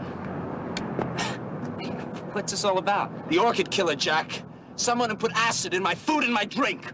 Hey, now you're coming on awful strong. You don't think I did that? Who else, old pal? You're the guy who used to make and sell the stuff. That was a long time ago. So was that party 2 years ago. You were there when Jeanette called. You knew I was going over there. Only she wasn't my girl anymore, was she? She was your girl. The girl you told everyone you were gonna marry. Unfortunately, she was some low-life tramp. And it was me she wanted to see. Me she called. So how does it go, Timmy? I get crazy mad, dope you up with acid, rush over and kill her before you show up? You must admit it's a pretty good motive for murder. That's right. Yeah. Yeah, I guess it is. Except for one stupid thing. I loved her. So maybe she was a bit of a tramp, secondhand. I mean, my whole life's been secondhand from Tim. My car, most of my clothes, anything I happen to want or need. He throws it to me like someone would throw scraps to a dog. Now, if I'd have killed anyone that night, it wouldn't have been Jeanette. It would have been you, Tim.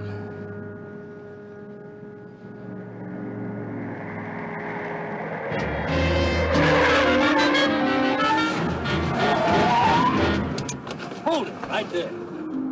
You told them I'd be here, didn't you? Only in the event you didn't turn yourself in. Go with them, Tim. It'll be better for you. Don't have much choice, do I? Thanks, Barnaby. Anytime, Lieutenant. Only don't make any long-range plans for holding him. Goodbye, Jack.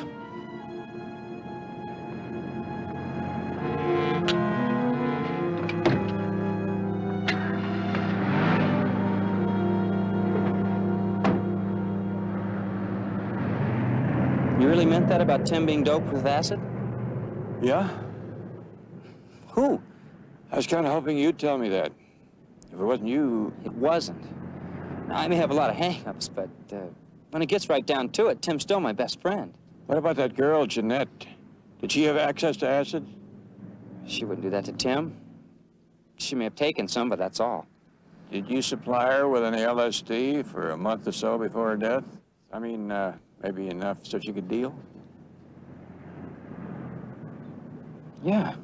Yeah, I think I did give her some extra. She said she had a customer who was willing to pay 3 or 4 times the going rate. This customer, do you remember her saying anything about him? Name, description? Oh, my God, yes, I do.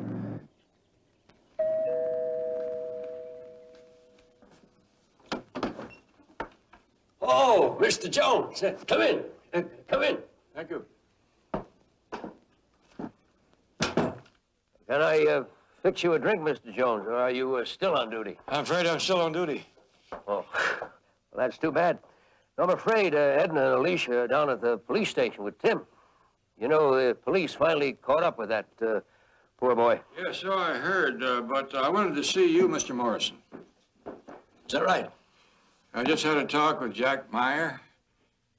He told me the story of the girl, Jeanette. You remember Jeanette? That was the girl that Tim was supposed to have killed a couple of years ago? Oh, yes. I remember her indeed. You should have seen her in a bathing suit, Mr. Jones. Jeanette was selling LSD. No. That is disappointing. She had a customer that you wouldn't expect, an older man with an eye for the chicks and never without a drink in his hand. The customer was you, Mr. Morrison. How very clever of you, Mr. Jones. Please, may I have your gun?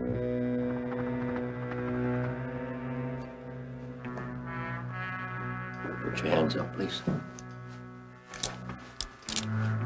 I don't think you were a murderer to start out with, but when you saw Tim getting older and realized one day this place would slip away from you. Well, we all do develop these terrible habits, Mr. Jones.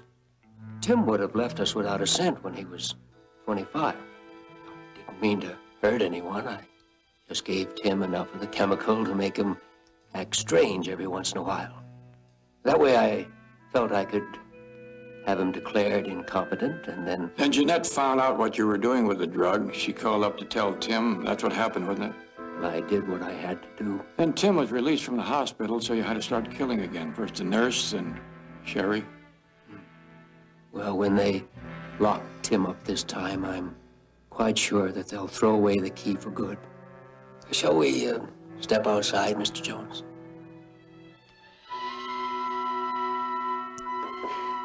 It's not going to do any good to kill me because I've already called the police. Oh, you're bluffing, Mr. Jones.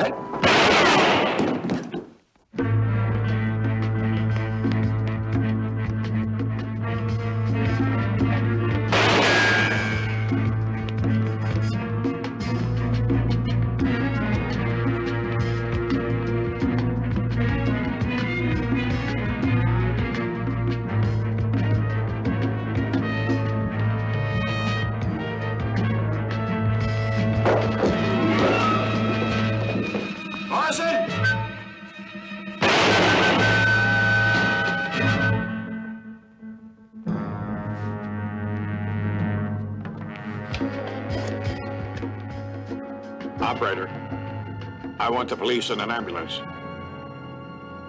4645 Cartwright Way.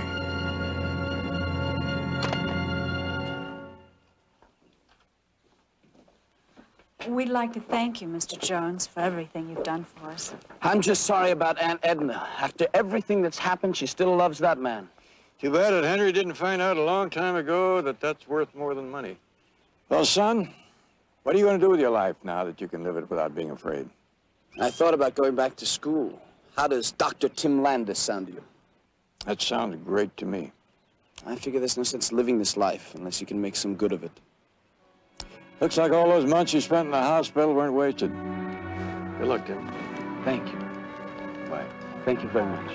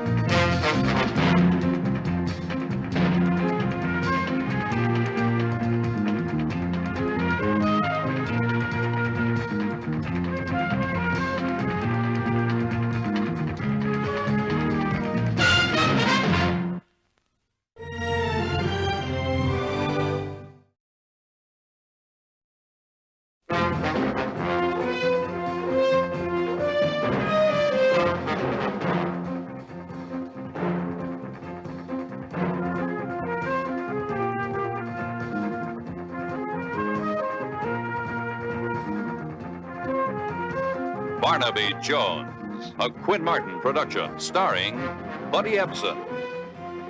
Also starring Lee Merriweather, with guest stars Robert Webber, Jane Ackman, John Ritter, special guest star Mark Singer.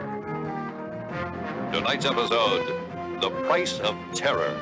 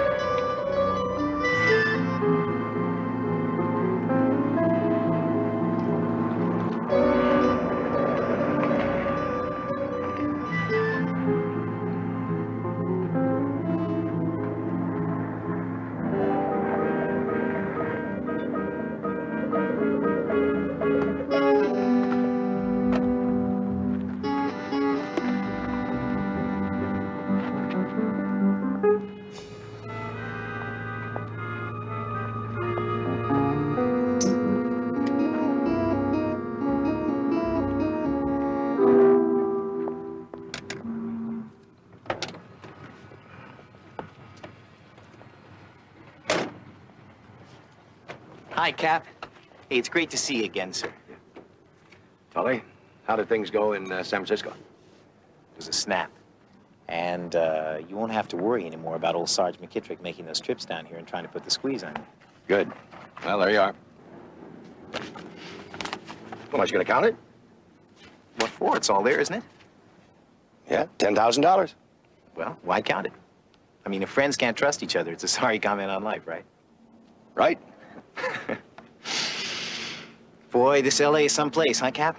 I haven't seen much of it yet, but I put an extra $200 in the envelope. What for, sir? You don't owe me anything else. Well, there's a flight at 6:45 for New Orleans. Made a reservation for you. Better hurry up. You might be late. Hey, Cap, don't you want to hear how it went down? As long as you did the job right, that's all that interests me. Right. It was perfect. Good. I'm glad. Listen, Cap. When I got to San Francisco, I went up to old Sergeant McKittrick's room, see, and we both got snockered, right? Anyway, he did. I faked it. Look, you don't have to tell me that. I told him I met a couple of chicks, and let's go get them. You know how Sarge was about women. So we went down to get in the car. And man, was it dark. Not a soul on the street. That's when I let him have it.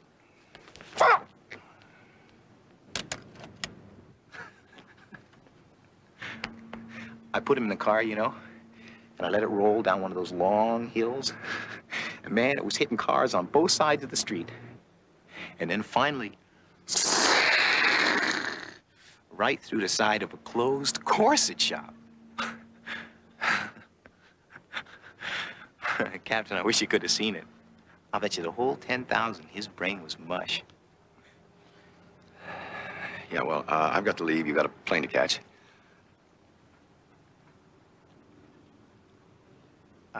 Captain, I don't want you to turn around, but there's a fellow over there taking photographs of us. Taking pictures? Yes, sir. Where? Just behind you. You're sure? Yes, sir. Why don't we, stroll over here by this, stack of lumber? And, when we get to the edge, you just keep on talking. Like this? Am I right here? Just keep talking. He can't see me now. Well, and, whatever.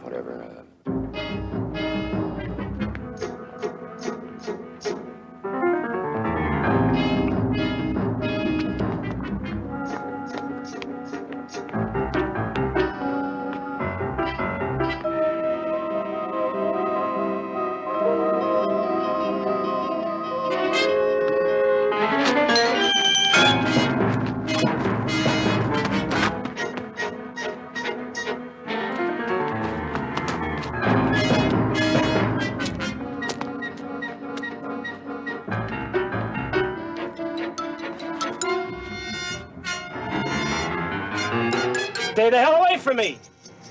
The sign out there on the fence says the trespassers will be prosecuted.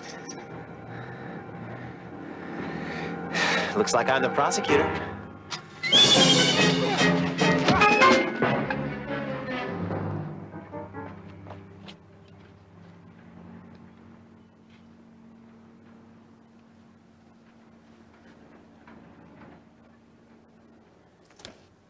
Oh, my God, Tully, you didn't have to kill him. Sure I did, Captain. Tried to hit me, didn't he? What about the cops? They'll find him. Oh, no, that's Larry Palmer. So who's Larry Palmer? He's a reporter for the news. He's been digging into my business. Well, he won't be digging anymore. I can't afford this. Tully, I can't afford it. Sure you can, Cap. Don't worry about it. I'll take care of the whole thing. It's on the house. Won't cost you a dime. Tell you what you do. Reload this. Expose the film that's in it. And I'll arrange it so that our friend here has a very bad accident.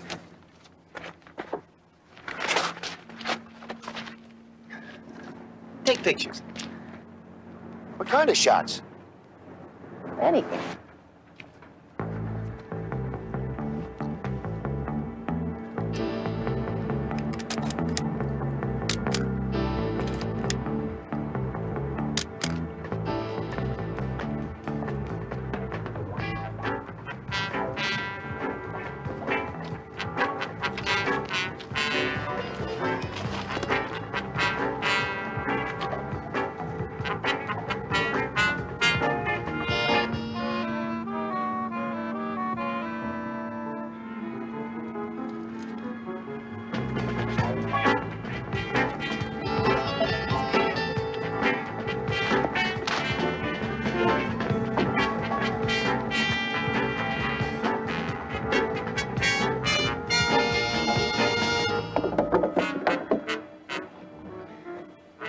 Stand clear now.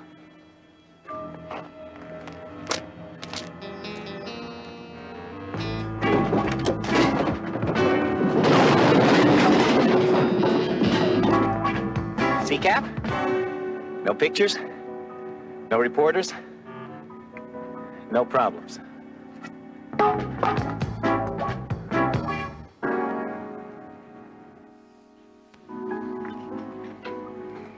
Larry just wouldn't take pictures like those, Mr. Jones. Well, these are the type of photos that Larry took. Well, I'm sort of an amateur photographer myself, and sometimes even the experts will blow a shot. No. He just wouldn't take all these shots of nothing and then let a stack of lumber fall on him. What was he doing down at the harbor? Well, that's what I'd like to know. The police figured that he was down there to do some art studies. Did they develop these? Uh-huh. I came over this morning to pick up his things. He didn't have any family. And the police brought this by. Gee, it's a nice camera. A lot of lens in there. I don't know what you mean. Well, this is for long range. These were taken at close range. That's the reason they're out of focus. I wouldn't go squirrel hunting with an elephant rifle. Well, Larry wouldn't either. Oh, Larry had the best equipment. He used to joke that he had to buy it before we were married because he wouldn't be able to afford it after. Oh, hold on now. What's the story and who are they? I don't know. Larry wouldn't say much about it until he had all the facts together. Oh, he was really excited about it. And he said it could be dangerous. Well, now, wouldn't his editor know all about this? No, Larry was doing this on his own. A friend of his told him about a man who had been killed in an accident recently up in San Francisco. Do you know the man's name? No. Larry went up there on his day off and took some pictures. That's all I know. Are the pictures here in his apartment? Larry left them at the paper's photo developer. That's all right. I can ask him about it. Then you'll look into this for me. Well, yes, Miss James, I'll do some checking around, but I can't promise to find anything. Sometimes when we lose someone who is very near and dear to us, we tend to build up things around them that turn into shadows. Whatever Larry was after was no shadow, Mr. Jones. Unless shadows can kill people.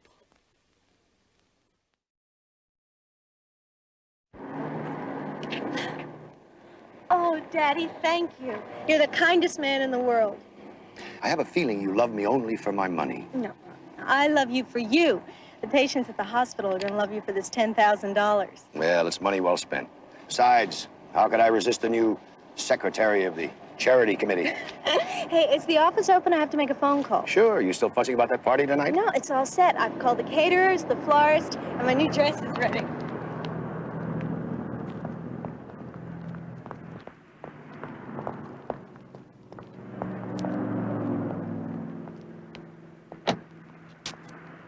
Hi, Cap. How you doing? What are you doing here? You were supposed to have caught that plane on Sunday. I know, but I got to thinking about it, and I kind of like L.A., and... Well, anyway, roughnecking on those oil rigs is pretty hard work. Besides, I don't have any friends back in Louisiana. Tully, it isn't safe for us to be seen together. What if the cops saw us? They'd start asking questions.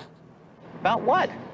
Listen, Cap, I checked the San Francisco papers. They listed McKittrick's death as an accident.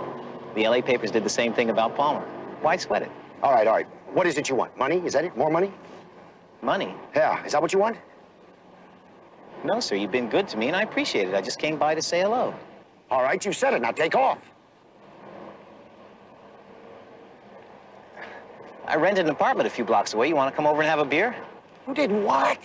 Sure, I got to have some place to live. Hey, here's the 2 bills you gave me. I won't need them anymore. I figure with the 10 grand I got, I might as well settle on an investment around here. No, you don't do that. You get that money, you get on a plane. Now, that's an order. Now, go! You're making me mad, Cap. Tully, I'm sorry. You're my friend, Cap. Oh, please. Tully, I'm sorry. Don't ever make me mad. I lost my head, okay? Okay. Well, how about it? You want to come on over for a beer? Well, I can't right now. I'm late for a golf foursome at my club. Oh, okay. Maybe later, huh? Hey, listen, I got a phone. You can call me, ask information. Huh? Yeah. Okay. See you later. Have a good golf game, Cap. Dad! Dad! Did my father say where he was going? Oh, yeah, to the club. You must be Diane, Cap's daughter. When we served together, he talked about you all the time. Oh, you were in the Army together. Oh, sure, we were good friends. I just got into town. I stopped by to say hello. Cap's the only person I know here. Well, now you know one more. Yeah. Hi, I'm Tully Morgan. Well, you already know my name. It's nice to meet you, Tully. It's nice to meet you. Where are you parked? Over there, the red one. Come on, I'll walk you over. Hey, listen, you know, your dad and I really were good friends. I'm not kidding. Didn't he ever tell you about the time we were in Saigon and we went to a bazaar? Hey, the whole thing spread out in front of us. You know what it is. So we walked over. You know how the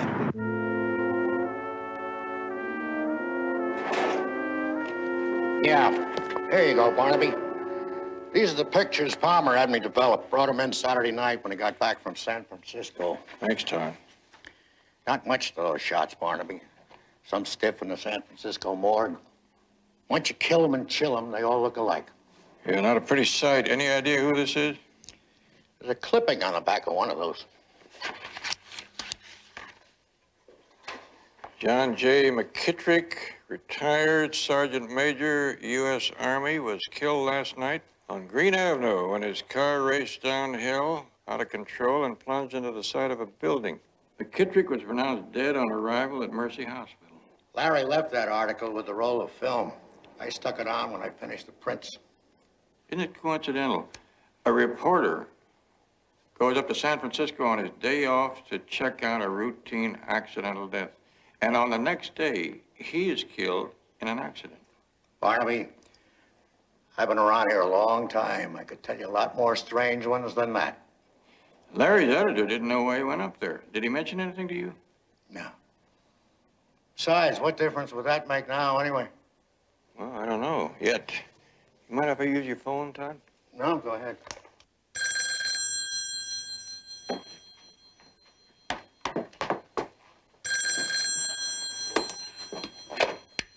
Barnaby Jones' office. May I help you? Betty, you haven't had a vacation for a long time. How'd you like one? Barnaby, what proof milk have you been drinking? I haven't had a drink all day. Now, Betty, you've been working very hard, and I know how much you like San Francisco. So why don't you go on up there and have yourself a wonderful time? Do you really mean it? Sure. And while you're up there, I want you to check out John J. McKittrick, retired Sergeant Major, United States Army. That's capital M-C, capital K-I-T-T. R-I-C-K, McKittrick. Okay, boy, I'm really going to enjoy my vacation, Barnaby. That's a good girl. You're welcome.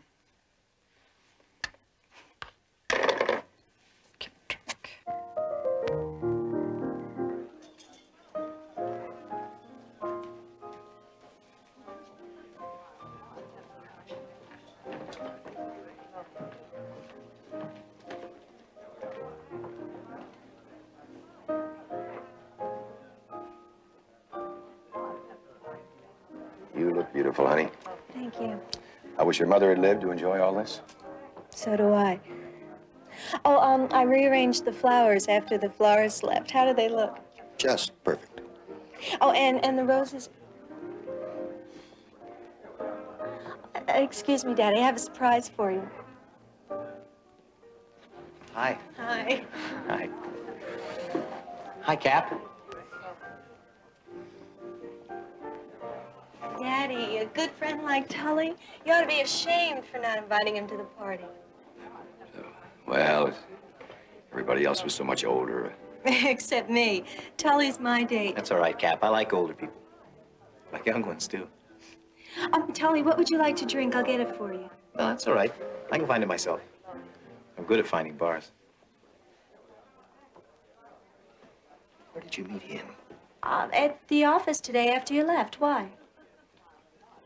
Just the least you could have done was ask me before inviting him. Daddy, you invited everybody else to this party. Can't I at least have one person for myself? Well, how about Ron or Jimmy? You could have invited one of them. Ron and Jimmy bore me. And besides, Tully's cute. Cute.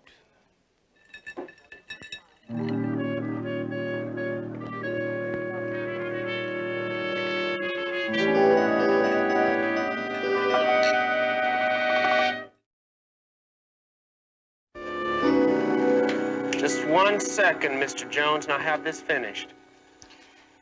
You do good work, Joe. Oh, he's one of the best. Well, thanks. If I could catch up on my back orders, I could get started on the stuff I should have had out last week. Joe, being as how you were Larry's best friend, you have any idea why he went up to San Francisco on a thing like this? Well, I'm not sure. I cut out this article on McKittrick's being killed, and I gave it to Larry. He flipped when he saw it, said he could smell a big story in it. What kind of a story? When we were in NAM together, there were a lot of heavy rumors coming down about McKittrick. In the Army, a sergeant major has more power than you can believe. McKittrick used it to divert supplies that ended up on the black market. And later there were rumors about heavy equipment being certified as salvage, bought by stateside companies, then sold all over the world, good as new. Was McKittrick ever investigated? Funny thing, there was one near the end of the war, but that investigation didn't get very far. One night, some VC got into the compound and hit us hard. 2 of the buildings destroyed were the ones that housed the shipping and supply records. Good deal for McKittrick. Yeah, and whoever was in it with him. Anyway, with the records gone and the confusion of our pulling out, the investigation just kind of faded away. So when Larry saw the article, he figured there was more to McKittrick's accident than an accident. I guess so. You know, I'm not sorry McKittrick got his. It was scum like that who put a bad name on all us vets. A few rotten apples and we're all lepers. I was lucky. I knew how to do this before I went in. Most vets can't even get a job. This time when Johnny came marching home, there weren't any parades, just unemployment lines. Oh, I'll get it. At least I can do something useful around here. Joe Rockwell and Company. Yes, hold on, please. It's your answering service, Mr. Jones. Thank you. Yes. Oh, Betty, put her on. I talked with McKittrick's apartment manager, and he said that the night McKittrick was killed, he was drinking with a friend.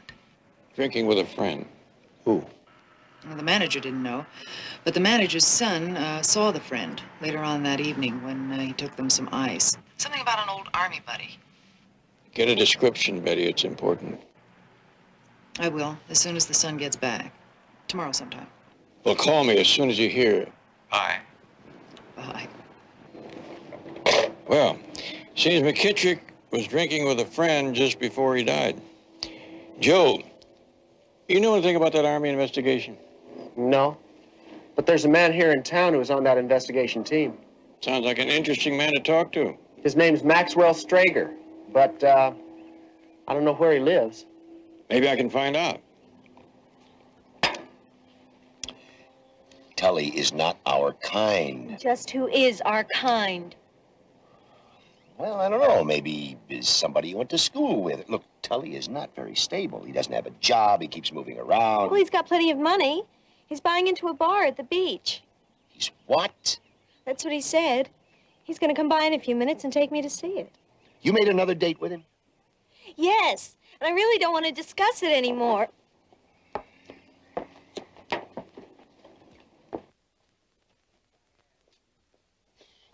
Diane, please. You are making a big mistake. Look, he is your friend. What do you have against him? Nothing. I just want the best for you and for your future. Daddy, I am not in love with Tully. I just like him, that's all. He's different. Oh. There he is now.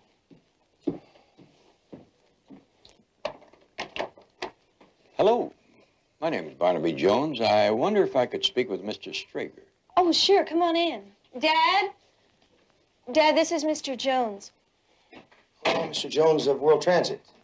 No, Jones of Barnaby Jones, Private Investigations.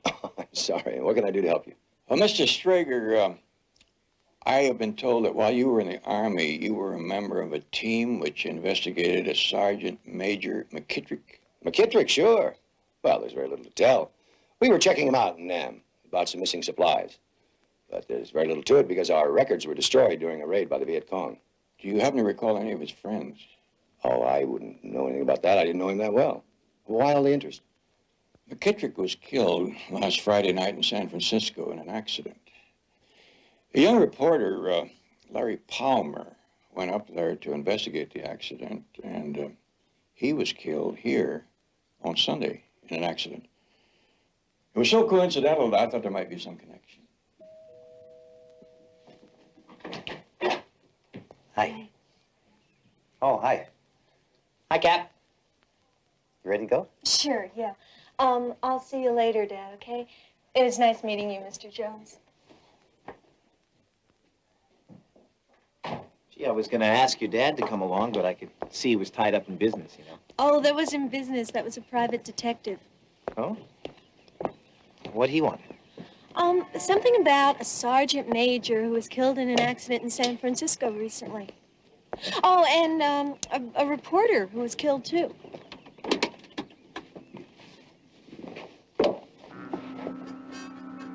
Tully. Tully, let's go. If we're gonna see the bar and go swimming, we're gonna have to hurry. Oh, yeah. Yeah, let's go.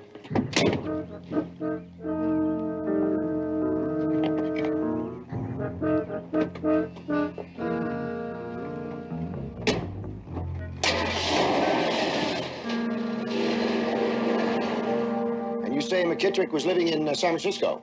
Yes, my daughter-in-law is up there now checking it out. She found a man who says that he saw McKittrick drinking with an old Army buddy just prior to the accident.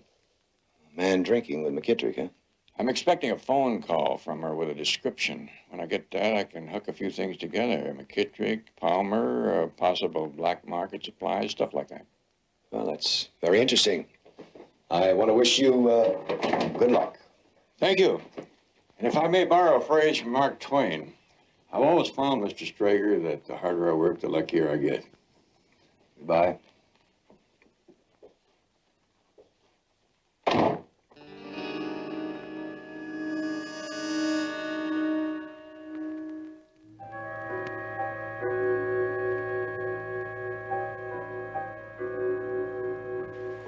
I'm gonna try one more time.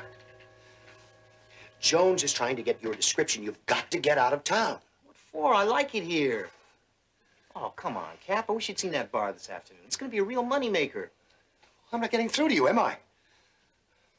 If Jones traces those perfect accidents to you, he's gonna trace them to me. But if you leave now and change your name, nobody will know. I wish I could, Cap. I mean, you're my best friend.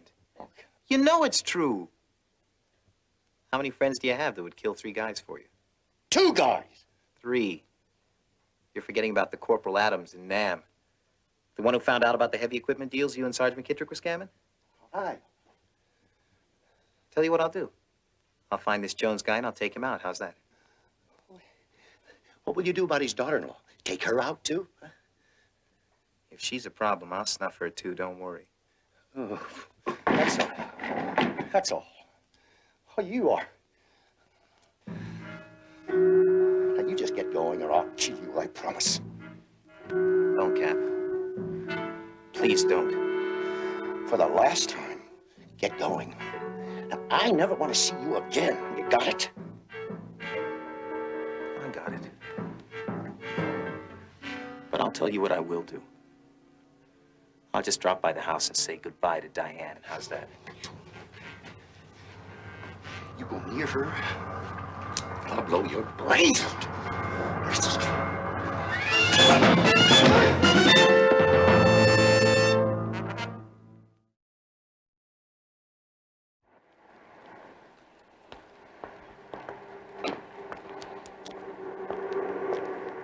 What happened, Lieutenant?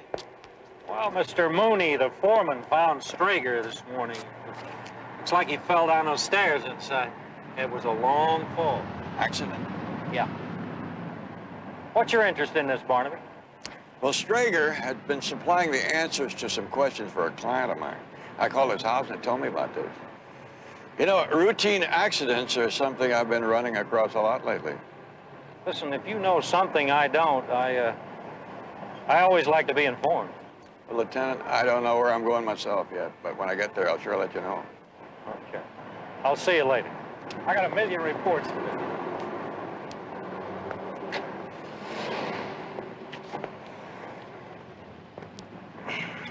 Mr. Mooney?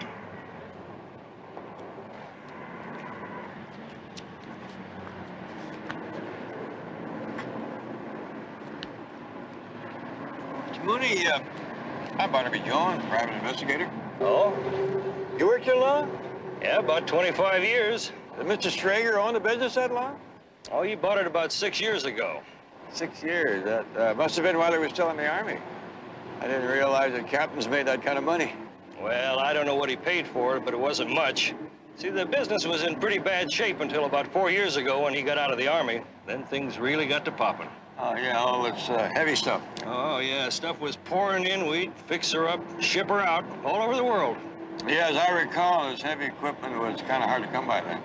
Yeah, it was, but Mr. Strager knew where to get it, and I knew how to fix it up. Yeah.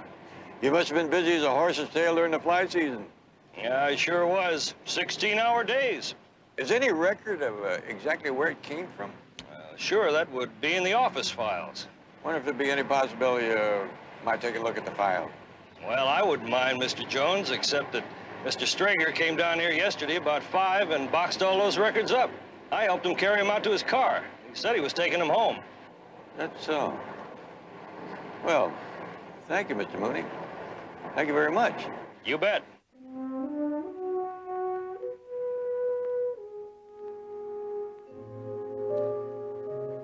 I can't understand it, Tully. I just can't understand it. Why? Look, I know how upset you are.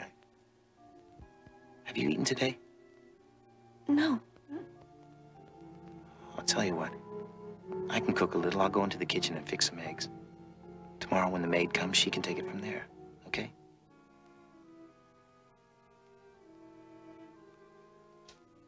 Everything's gonna be all right.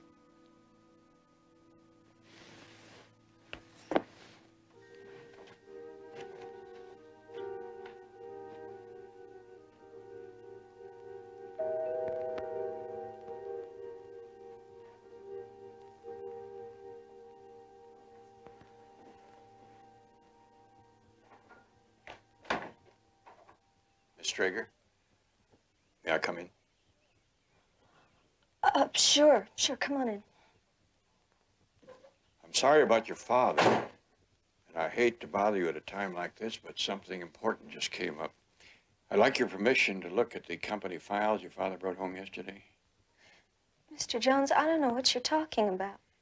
I'm not positive that your father's death was an accident. Looking at these files may clear it up. Not an accident. That's right. May I look at them? Yes, I think there's some boxes in the den. Thank you.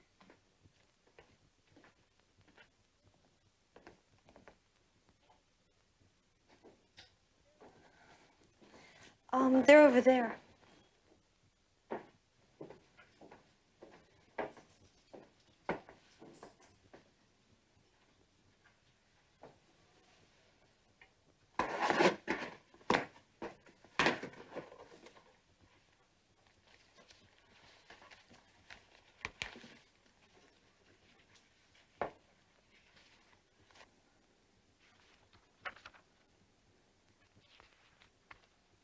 What are you doing?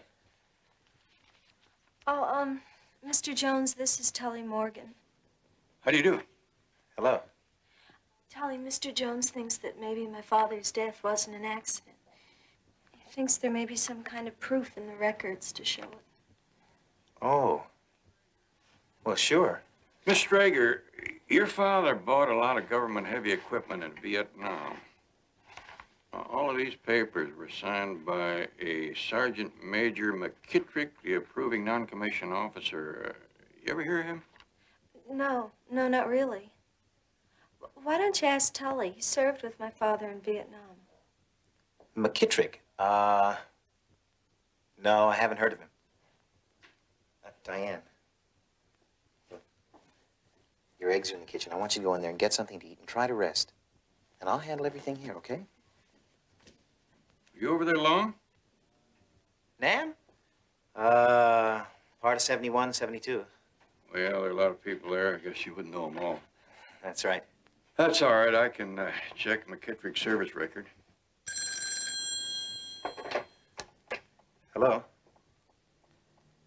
Yes, just a moment. It's for you, Mr. Jones. Oh, thank you.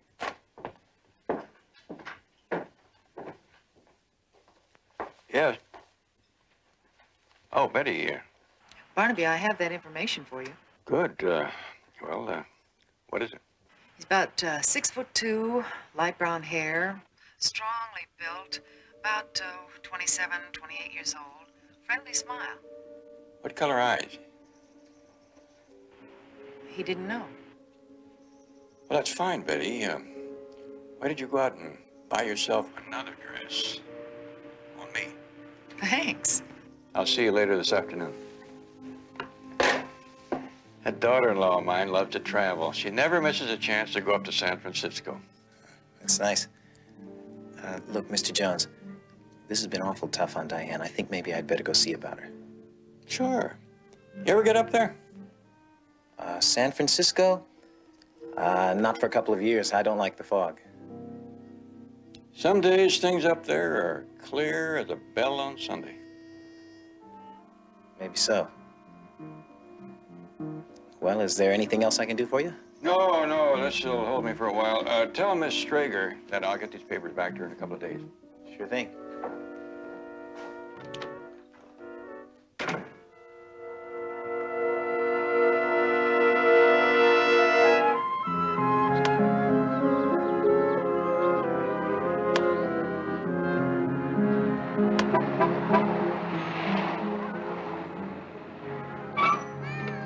Okay, you guys, that's it for today.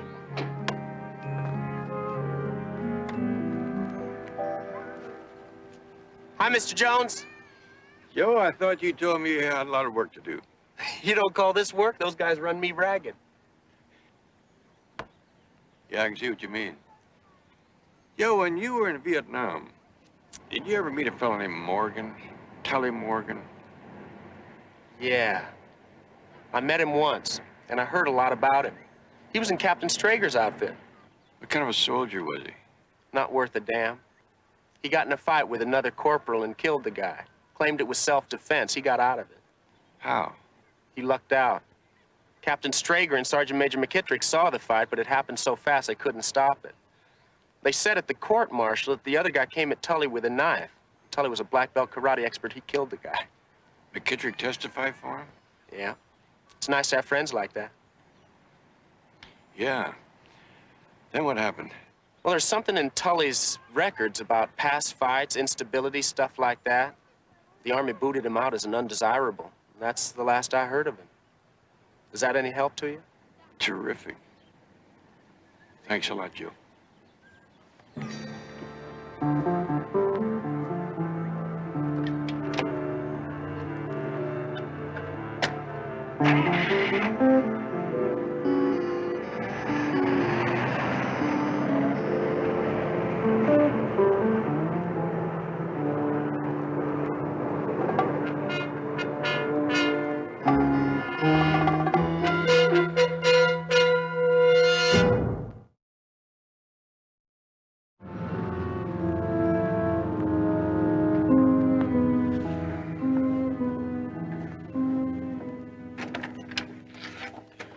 Are those autopsy reports any help, Barnaby? A lot more than I thought, Lieutenant. Look at this. It's very interesting. Both Strager and Palmer had identical skull fractures. Lateral, no more than a half-inch apart. Kind of like,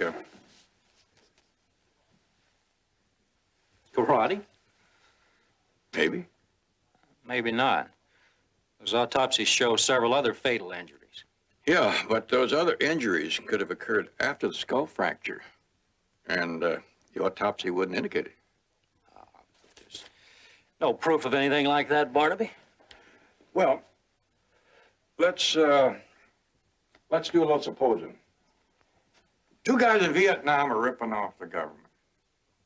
One of them is in a position to certify heavy equipment as salvage, and the other one has a business over here which buys the stuff. Now, he fixes it up a little and sells it at a tremendous profit. All right, I can suppose that, but where does it lead us? Supposing there's an inquiry. It starts over there, and they're going to investigate, let's call him McKittrick. One of the investigators is Captain Strager, who owns the business over here. And he could scuttle an investigation if he worked at it. Now, supposing that somebody in the scheme messes up and he has to be taken out. Now, who better to handle that than an expert? Tully Morgan. Now, that's doing a lot of supposing, Barnaby. Joe Rockwell told me that Tully Morgan is a black belt expert. He was over there with Strager, McKittrick, Palmer, all at the same time, same place. He's the only one of the four still alive. And Betty's description of the man who was drinking with McKittrick just before he died fits Tully awful close. Yeah, but Betty's description would fit 10 guys I know. You get a copy of McKittrick's autopsy and see how many guys it fits. 10 or just 2, Strager and Palmer. All right, that's a good idea. One more thing. Tully killed a man with a karate blow in Vietnam. A friend of mine up in Fort Ord is going to get me a copy of that autopsy. When it comes in, I'll show it to you. Barnaby, if you're right about this Tully, you better stay away from him. Leave him to us. Lieutenant, that's one thing you can depend on.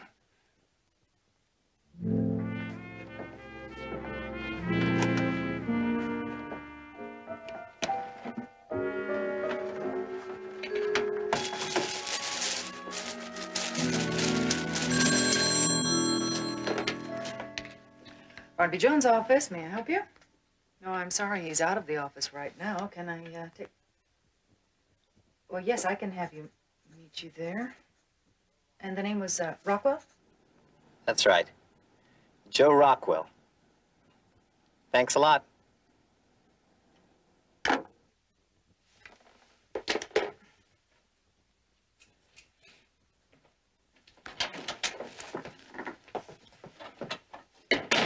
What do you think? What do I think about what? My new dress. Oh, that's very nice. It's almost as pretty as you are. You always know just what to say, don't you? I only speak the truth. Any call? Mm-hmm. From Joe Rockwell. Joe Rockwell wants me to meet him at the lumber yard? Wasn't that where Larry Palmer was killed? Maybe he has some new information. See you.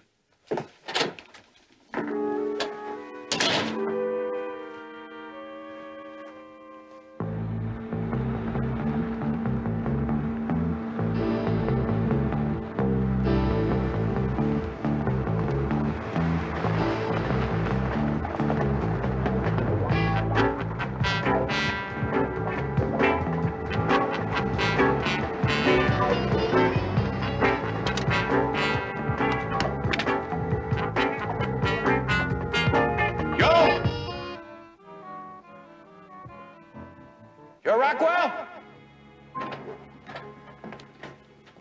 Betty, where's Barnaby? He was dead right about Sergeant McKittrick. Oh, he went out to meet Joe Rockwell at the lumber yard. Oh, you can't reach him out there. Listen, by now, he may have gone back to Rockwell's house. You want me to try? Now, please. Okay.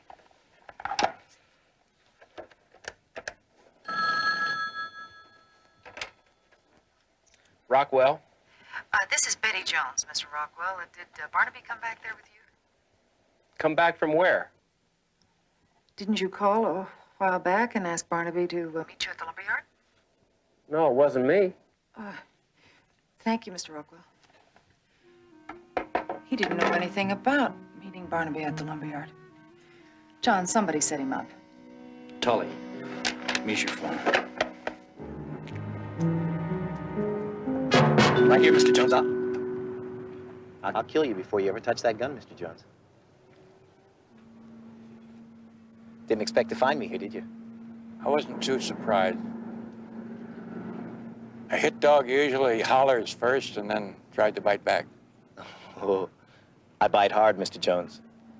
Yeah, I know. I've seen you work. Oh, you're gonna get a chance to see some more of it pretty soon. Firsthand. The police know all about you. Aren't you afraid they'll track you down? After I'm through with you, I'm long gone Tully. They'll never find me. Don't get too far away, Mr. Jones. I know my own range. Yeah. Like those last 3 you killed. They didn't have a chance, did they? Sure they did. Well, Sergeant McKittrick didn't have to try moving in on Cap's business. And that reporter Palmer, he didn't have to come around here spying on us. And, as for Cap, well, he didn't have to take a chance trying to break up our friendship. It wasn't my fault. What about that corporal in Vietnam? Did he take a chance? He sure did. He found out about the deal Cap and the Sarge had. He was going to go to the Adjutant General. They asked me to stuff him, so I did. I think there's enough room between us now so that I'd have a chance of tagging you before you could tag me. You're right.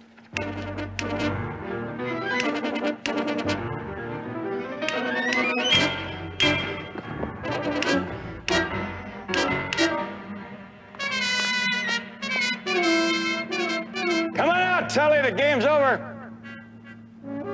I've got you up a tree, Mr. Jones. Over here.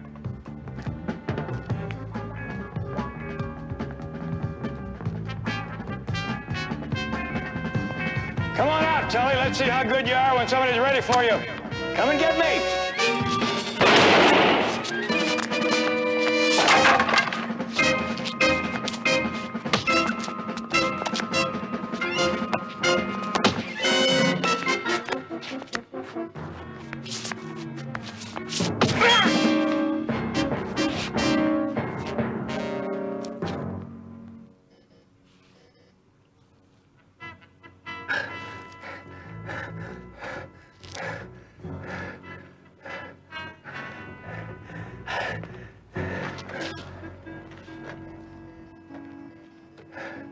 I almost got you, Mr. Jones.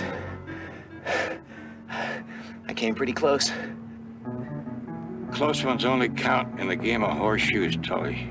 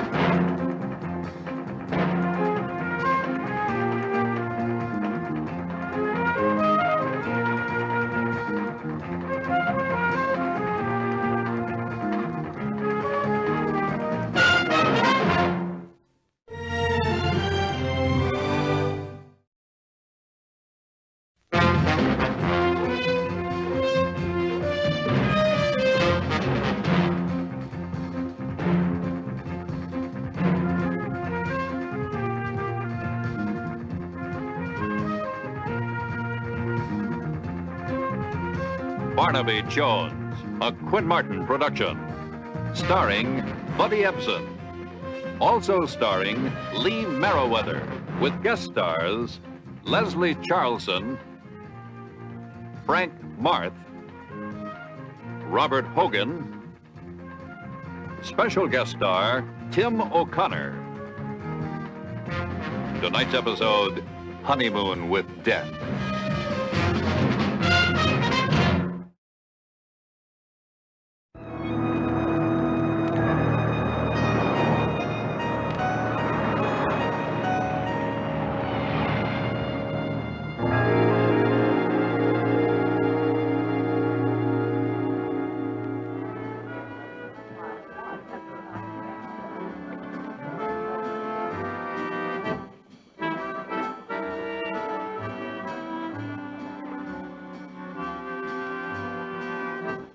No one would notice if we slipped out now.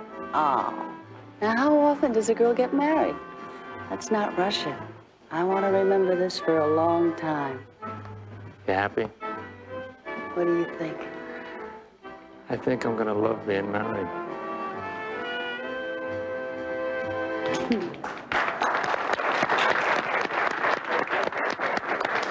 I've known Dwight since he was, this high, Victoria. And I cannot imagine him coming up with a prettier bride than you. Well, thank you, May. Now, that wedding picture in the paper this morning was pretty, but nothing compared to the real thing. You're a lucky man. Ain't it the truth? What'd I tell you? Is something wrong? You promised you wouldn't print that picture. Picture? Hey, that's right, yeah. Well, I didn't. And I told him not to. Flora, that wedding picture. I thought I specifically told you that it should not be published. Oh, you really didn't mean that, boss. Oh, stop being so modest, both of you. Just consider it a wedding present from the staff of the Holbein Journal. Oh, a Los Angeles paper picked it up, too. Flora, when I tell you not to do... Never mind, Dwight. Let's just go, okay? Okay, as soon as I say. Hold it, you two. Dwight, please. Oh, sure, you go on. I'll be there in a minute. Something wrong, Dwight? Oh, no, Sheriff. Vicky's just anxious to get going.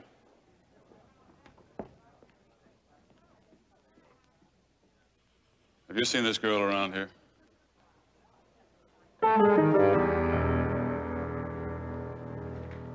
Never mind.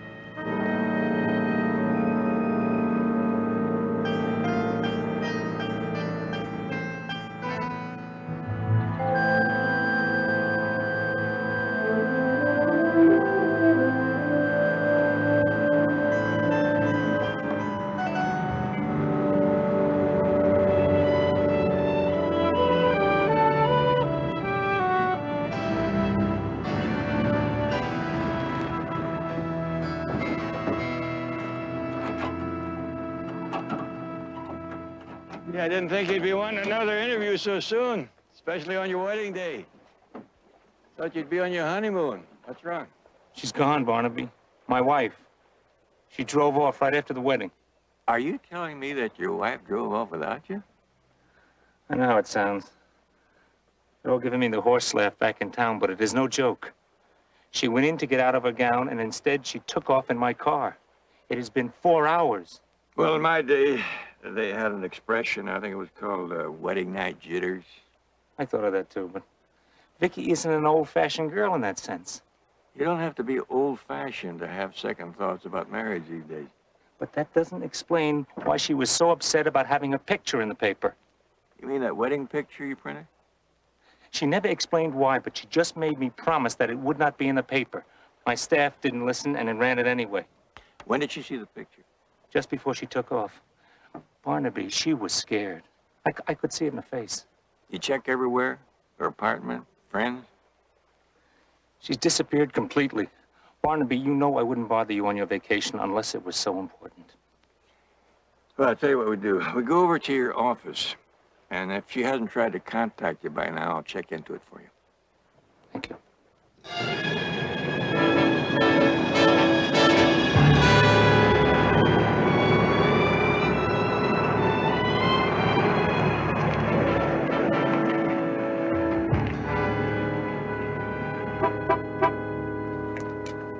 Hold on to your horses, lady. I'm coming.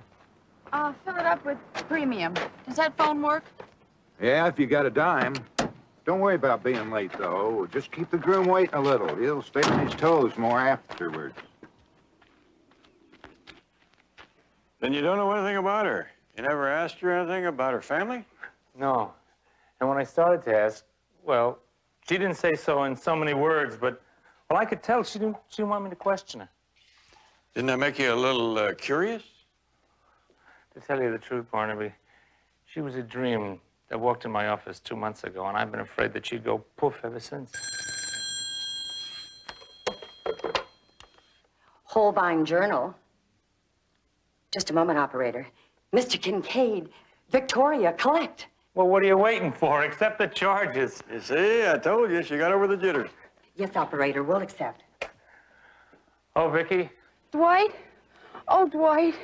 we've been worried sick. Are you okay? Where are you? I'm in a phone booth in a gas station. Dwight, I'm sorry, but maybe I can explain. Go on, Vicky.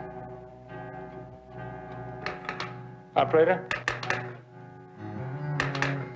Operator, I've been cut off. Come on now, Vicky. I'll scream. Oh? And who's gonna come running to help you? That old man? You don't really want to see him get hurt now, do you? But the people I was talking to, they're going to be worried about me. Huh?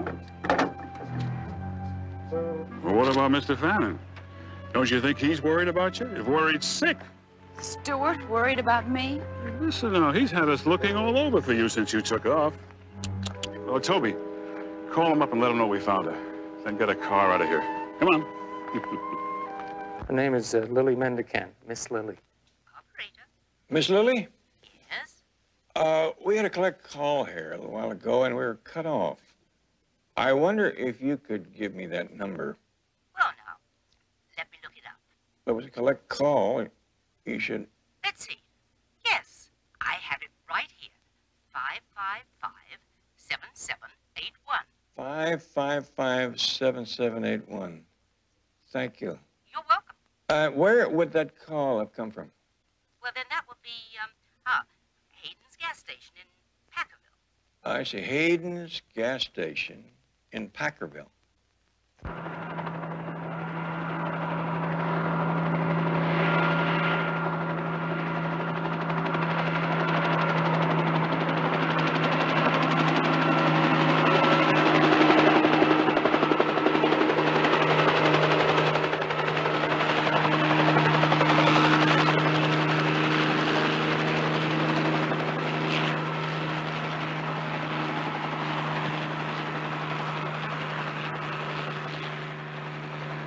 Mr. Fannin?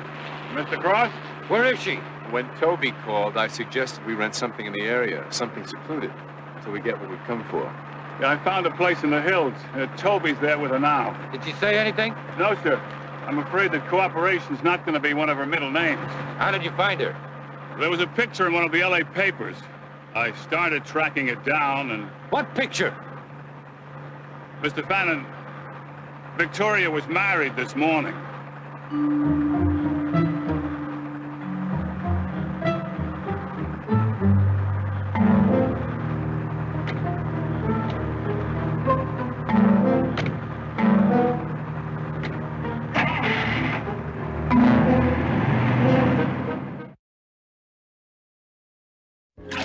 telling me that fella wasn't her bridegroom?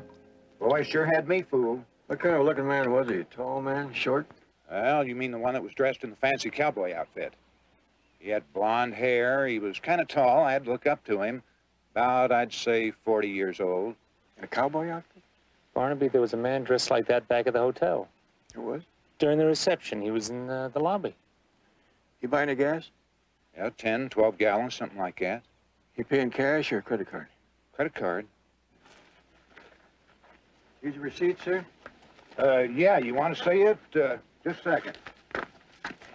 Let's see, What kind of a car was it? Station wagon. That's not it. Oh, here. This is the one. Rail, looks like. Elliott Rail. Doesn't ring a bell. License number 965 PCE. I'll check this out. Thank you very much.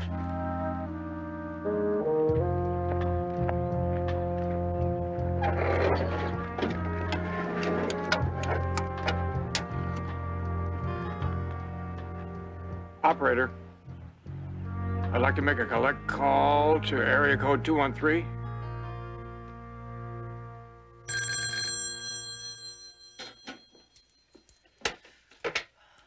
Barnaby Jones' office, may I help? Yes, operator, I'll accept the charges. Oh, Betty, nice to find you in. Oh, Barnaby, what's the matter? Aren't the fish biting? Well, the fish are biting, and that's not all. Don't tell me that you got involved with something on your vacation. Would you believe you're right smack dab in the middle of a honeymoon? Barnaby? Not mine.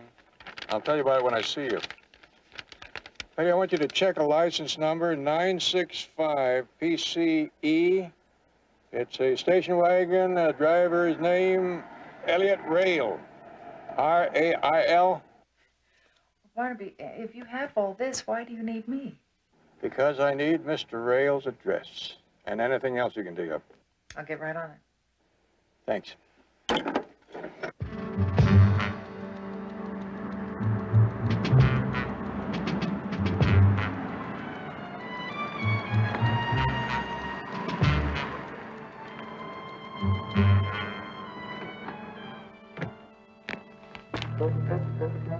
Fine. Excellent. Mr. Fannin. Good to see you, sir.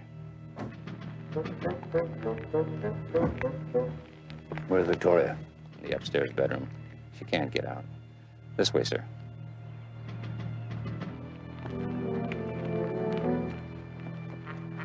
Just go around back.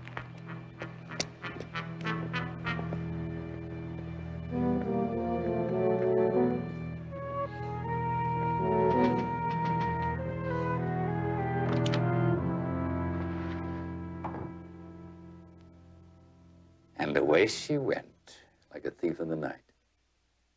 How else was I going to get away from you? Well, could have come to me, said thanks, but no thanks, and left without any hard feelings. I wanted to.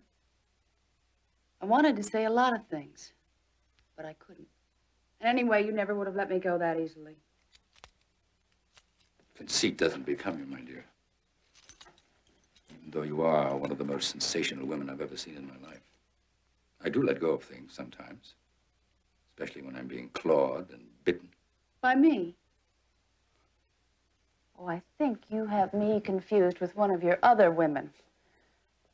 I've never been any good at drawing blood. I didn't think I ever gave you reason to be good at anything like that. You're good at enjoying life, jetting about the world, tasting every luxury, meeting all the beautiful people, becoming one of them, one of the most beautiful of them all. Come on, Stu. Save that for some other young, starry-eyed fool. I've already had your trip to Never Never Land. Come off it. You loved it, every minute of it. Yes, I did. Until I discovered I was just a sham, a fake. Somebody you used to distract a gullible ambassador or finance minister while you were conning them into signing over half their country's treasury to you. Business is business. And dog eats dog. Only with you, the dogs are eating up all the wheat that's supposed to feed the starving natives. And what about those cozy little oil deals and all the rest that you made me a part of? My. First conceit and now conscience. But not so much conscience that you didn't figure a way to do a little shaking down on your own, eh? What's shaking down? How does this Dwight Kincaid, this Hicktown newspaper publisher, figure into all of this anyway? Are you by any chance planning to help this husband of yours become famous? Dwight has nothing to do with us. Now, you leave him out of it. Stuart Fannin, exposed as a crook. Is that how you picture the headlines to read? Headlines? What are you talking about? All right. All right. The book. What book? You are cute, aren't you? My financial ledger. Last year's figures. The real ones. Where is it? Stuart, I didn't take any book. You had the key. You had access and my trust. It disappeared the same night you did. What is that supposed to be, a coincidence? I'm waiting.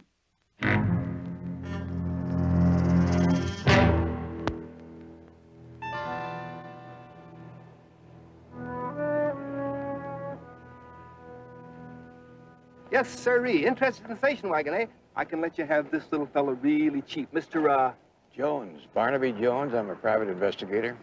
Private investigator? Have there been complaints? Look, whatever it is, we can send. No, nothing like that. I'm trying to track down the driver of this car. I'm interested in the man who rented this wagon. His name is Rail? Ah, yes, Mr. Rail, yes. Well, Mr. Rail brought this wagon back. Oh, it's been a couple of hours now. Insufficient for his needs. He transferred the rental to another car. Another car? Oh, big luxury job. He wanted one with a built-in bar. I couldn't help him there. Did he leave an address? Yes, sir. Yes, he did. He was staying at the Holbein Hotel, but along with his fancy car, he wanted to get himself a fancy new address. He's out at the Grover place. The Grover place. Where would I find that? Ah, well, now that's Route 24. That'd be the third right, then all the way to the end. It's the last driveway on the left. You can't miss it. Much obliged. Mr. Jones, long as you're in town, maybe you'd like to rent this nifty little sports job here. You know, private investigator. You gotta think of your image. You know something? I gave up images a long time ago. Along with my trench coat.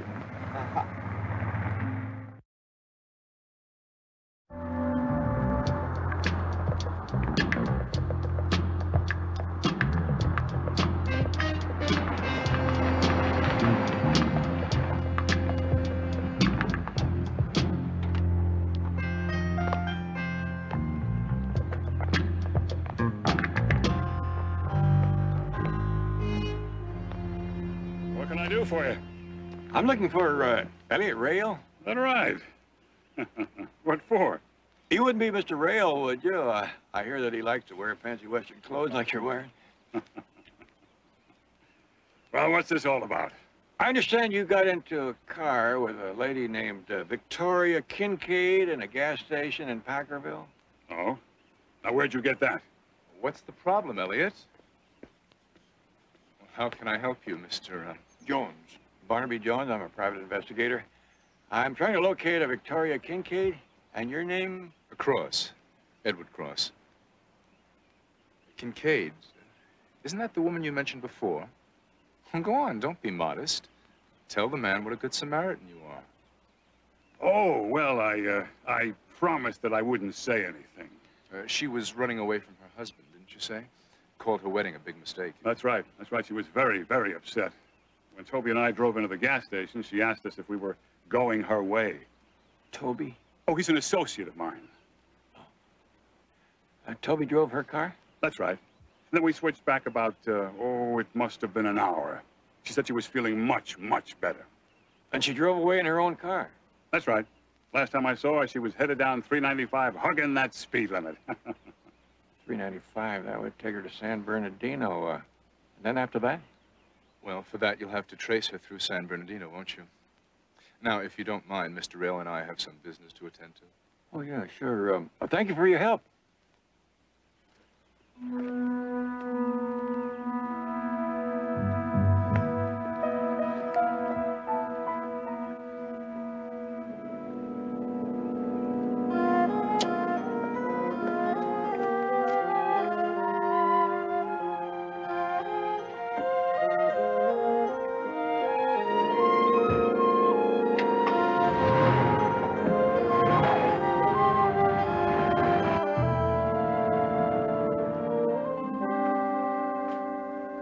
How's it going, Barnaby? You find the missing bride yet? She ought to be past San Bernardino by now. Or, what do you know about the Grover place? The Grover place? Yeah, Route 24. It's up off the road to Packerville. What about it? It'd be pretty expensive to rent, wouldn't it? Well, not if you're working off your second gold mine. Or somebody else's. You talking about someone in particular? Rail, Elliot Rail. Name mean anything? No. Who is he? I don't know. Who would he have had to contact to rent that place? Bryce Logan. He'd be the real estate agent. You want me to ask him?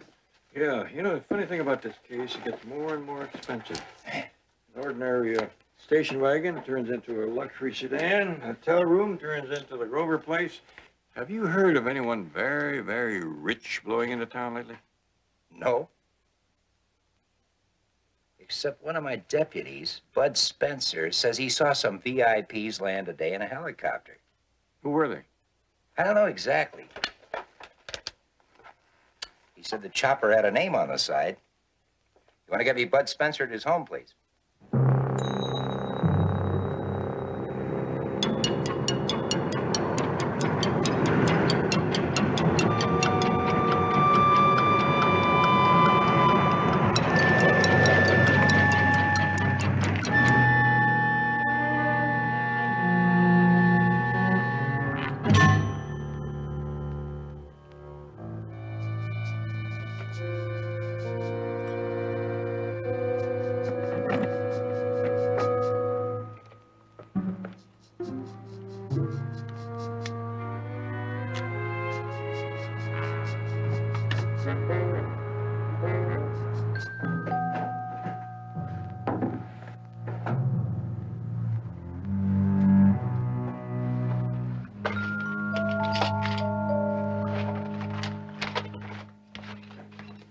Find anything? Nothing.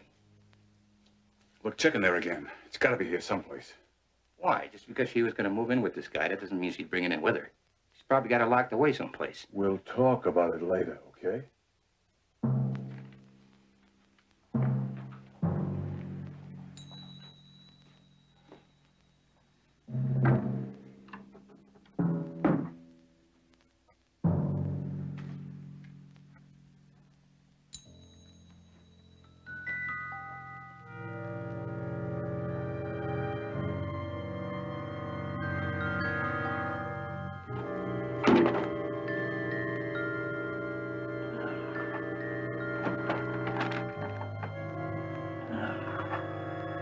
Don't move. Who are you? Drop it!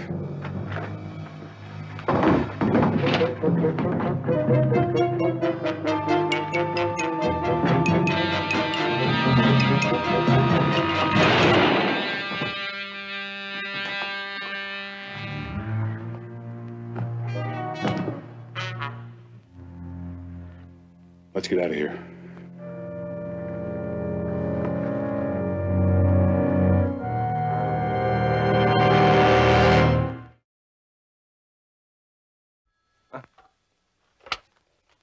Eustace. Yeah?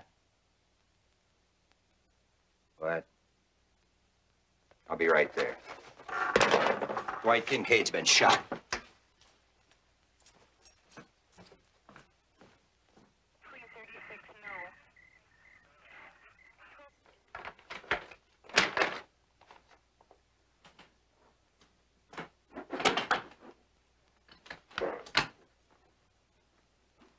Looks bad. What do you make of it? I'd say somebody was looking for something. Cleaned him out, I'd say. Whoever did the cleaning didn't sweep too well, or why would they have left this? Probably they were just getting started when he walked in on them. Just getting started with all this mess? Then what were they looking for? That's a good question. It's messy. It's too bad that couldn't have been avoided. What if he lives? Can he identify you? No, no way. It was dark in there. You never got a real look. All right. You didn't find anything? Nothing. I don't think she ever hid it there. Cross, ask Victoria if she'll have a drink with me. In private. Yes, sir.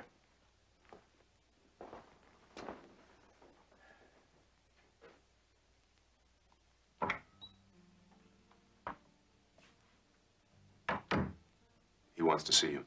What if I don't want to see him? Vicky, please. You really are the perfect flunky, aren't you, Ed? What do you expect me to be? Do you want me to lose my job? Give up the time and work I've put in? I didn't take anything when I left. It's not me you've got to convince. Can't you talk to him? I've tried, Vicky. I really have. He's waiting.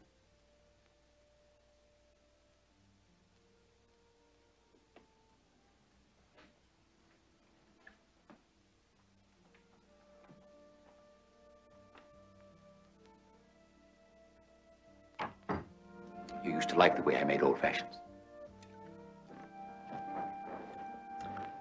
Is this be kind to Victoria treatment? Please. I'm sorry. Thank you.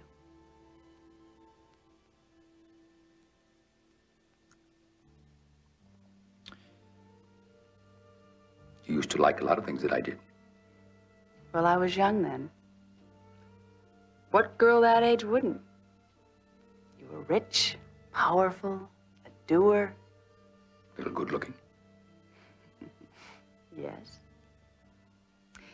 And I was fresh off the campus, full of dreams.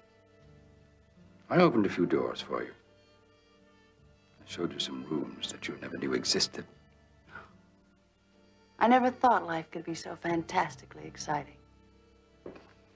Remember the first time I took you to New York? I don't think we ever slept. All the parties, people I had only read about. I was happy then. Indeed, I was. You were too. That was then. Well, nothing's changed. I'm married. You had a ceremony. Ceremonies can be annulled. If you want them annulled. I love him. Can't you understand that? All right. If you give me back my ledger, I'll leave you to your Hicktown newspaperman. Why can't you believe me? You want money? Is that it? Why do you think everything has a price? Because it does. How much? If I told you, would you let me go? No strings attached? Just tell me where it is, and you've got it. In Dwight's house in Holbein. Exactly where in the house? Well, take me there. I'll show you. I said where? In Dwight's study, in his desk. I'll get it for you. You must think I'm a fool. Cross! Did you really think that I wouldn't have that house searched by now? I'm turning her over to Toby for real. I'm tired of waiting. I want some answers.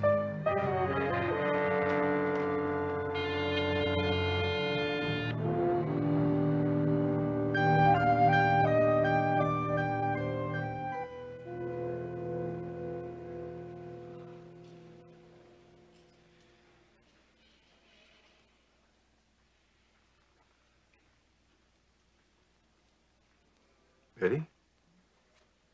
What are you doing here?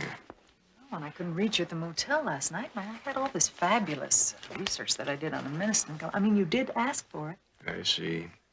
Anything to get out of the office. doing here? Dwight Kincaid was shot last night. Dr. Monroe. Yes?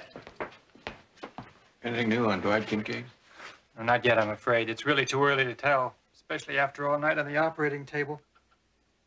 I was hoping you'd have better news for me than that. Well, he is holding his own. That's not the worst thing in the world at a time like this. Now, will you excuse me? Who shot him? We don't know. What do you got on the Medicine Company? Well, first of all, it's a subsidiary of Helfrich Corporation. One of the Fannin Enterprises. Stuart Fannin? Stuart Fannin. That could explain a lot of things. Mr. Rail, for instance. Here's another one.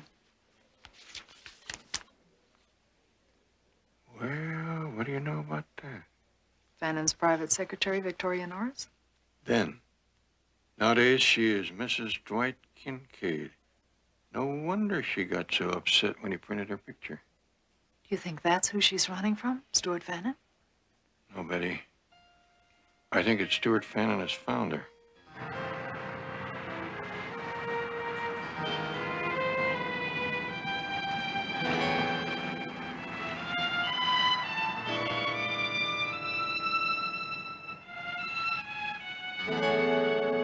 I wish you'd let the sheriff in on this now.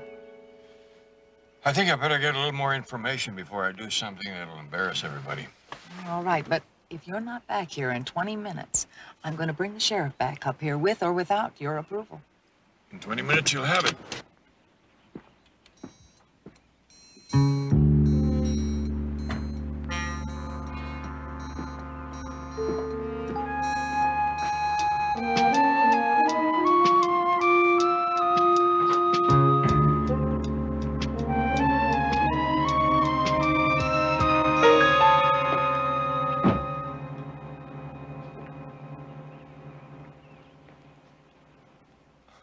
Mr. Jones, wasn't it? Yeah. I was under the impression that we'd answered all your questions. Well, this time I thought I'd like to talk to Mr. Fannin himself. Who? Stuart Fannin, the man you work for. Look, Mr. Jones, I don't see... Don't dig yourself a hole you can't get out of. You're apparently a very good detective, Mr. Jones. I'm Stuart Fannin. Would you like to come in? Yes, I'd like to talk to you About my secretary, Victoria, of course.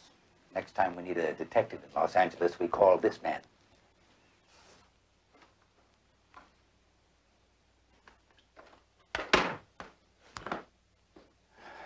Victoria, this is Mr. Jones. How do you do? Sit down, sir. Thank you.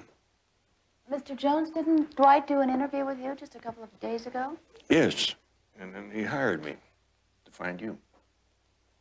Yes, I suppose I should have contacted him again to tell him the truth. What is the truth? The truth is I married Dwight, or had a ceremony. Well, Mr. Fannin and I have rather explosive tempers, and we had said some very unkind things to each other 2 months ago. Am I making any sense? You're saying you married Dwight to hurt Mr. Fannin? Yes. And before I knew it, there was my picture in that paper. Can you imagine me in that small town for the rest of my life? Hardly. Dwight could. Yes, I know. That's why I tried to call him from the gas station to tell him. But you hung up, or were you disconnected? Oh, no, no. I just wasn't ready to talk to him. To tell him about you and Mr. Fannin? Mr. Jones, do you know what Holbein is like? It's Wonderland. It's Oz. Well, sooner or later, you have to go back to reality, to things you're used to. New York penthouses, private jets. Mr. Jones, I'm sorry about Dwight. I'll contact him and call him.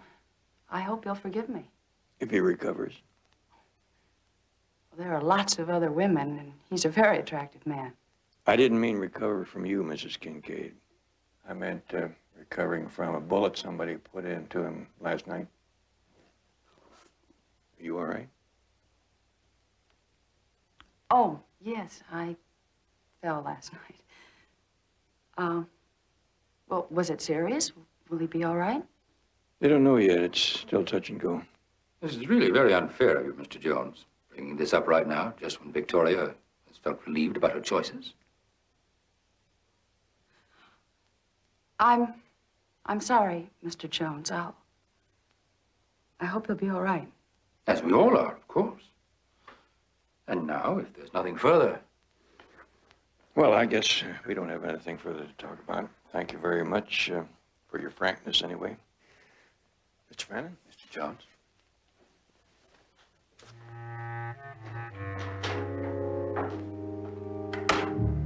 Well, you were really quite good. I would hate to have Toby shoot that man.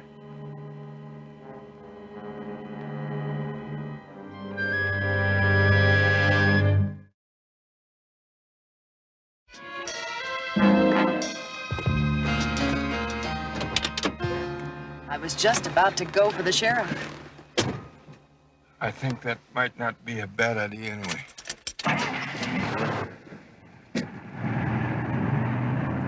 There's something going on back up there, isn't there? I don't know. According to our young runaway bride... You saw her? Yeah, we had quite a talk. Problem is to decide how much she means and how much they were forcing her to tell me. Forcing it in front of you? How? Betty, when I told her about Dwight, the look in her eyes, she still loves him.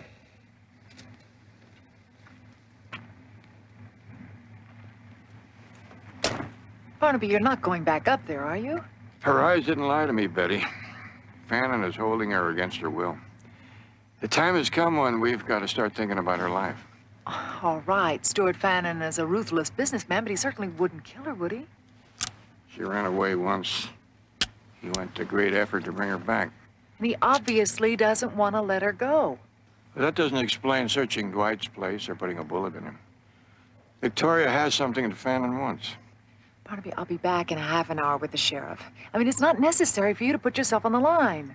All right, relax. It'll take me half that long to circle back through the trees. Here. All right.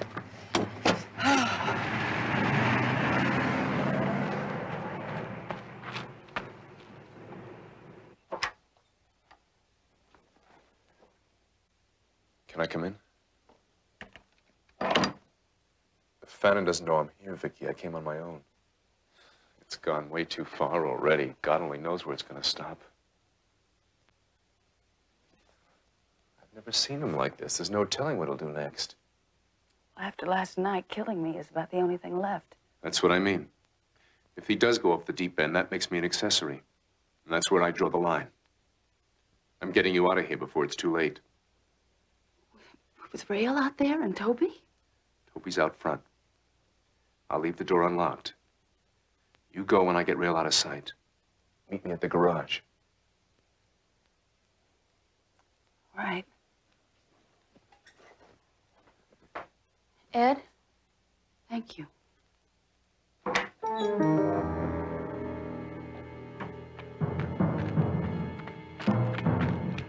Just the man I wanted to see. Where you been, up there with her? Why? Mr. Fannin's been looking for you. Well, tell him I've been talking with her. 5, 10 minutes more. I think she's about to tell us.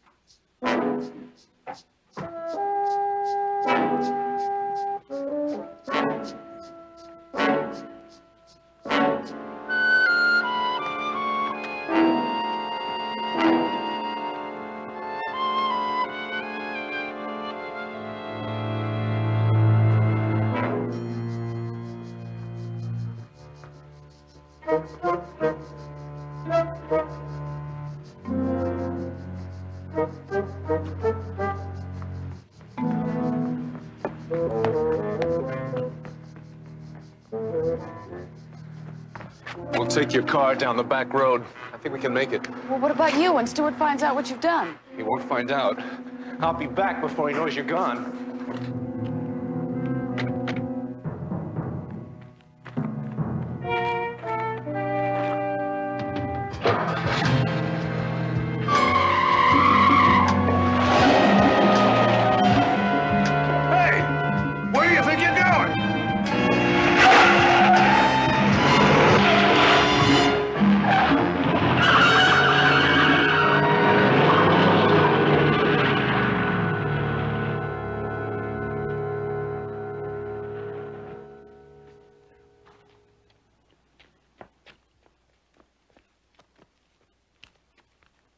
Rail? I saw that. Why did he do it? Why did he run you down? Book. What book? Fannon's ledger. What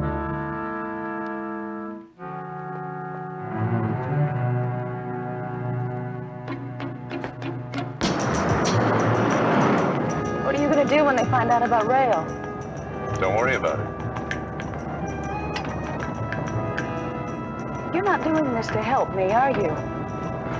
Help you.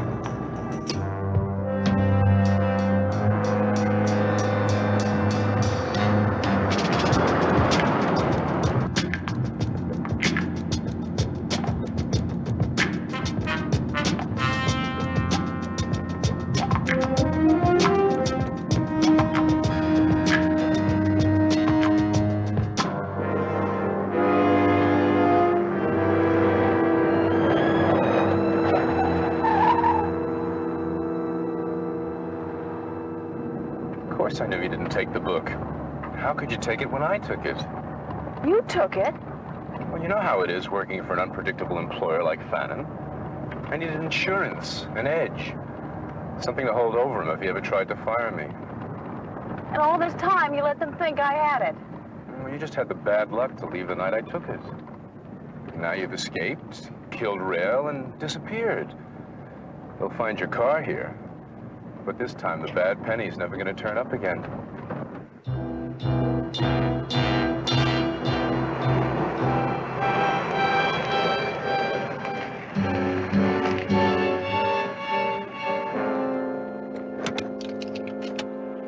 End of the line, Victoria.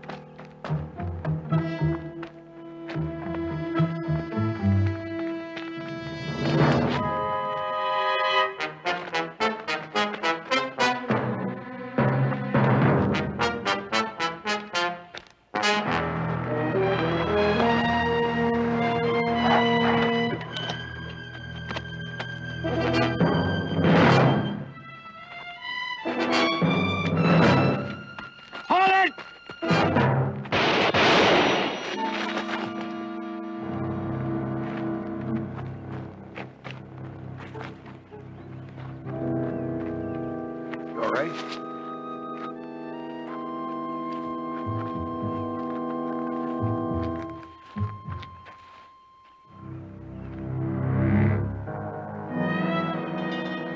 Is that a scoop or is that a scoop? And when the Justice Department gets through with his ledger, he'll be lucky if he gets out in time to see the new century roll around. You know, this could be Pulitzer Prize stuff. Look what you do with the front page. Fannin exposed up here, balanced down here by a picture of Fannin talking to one of his henchmen. And over here... And personal secretary. That was the official title. There was a lot more to it than that. It's all there. You didn't have to. Yes, I did. When we go, you can read it and tell me what you want to do. I've read it, and I know what to do.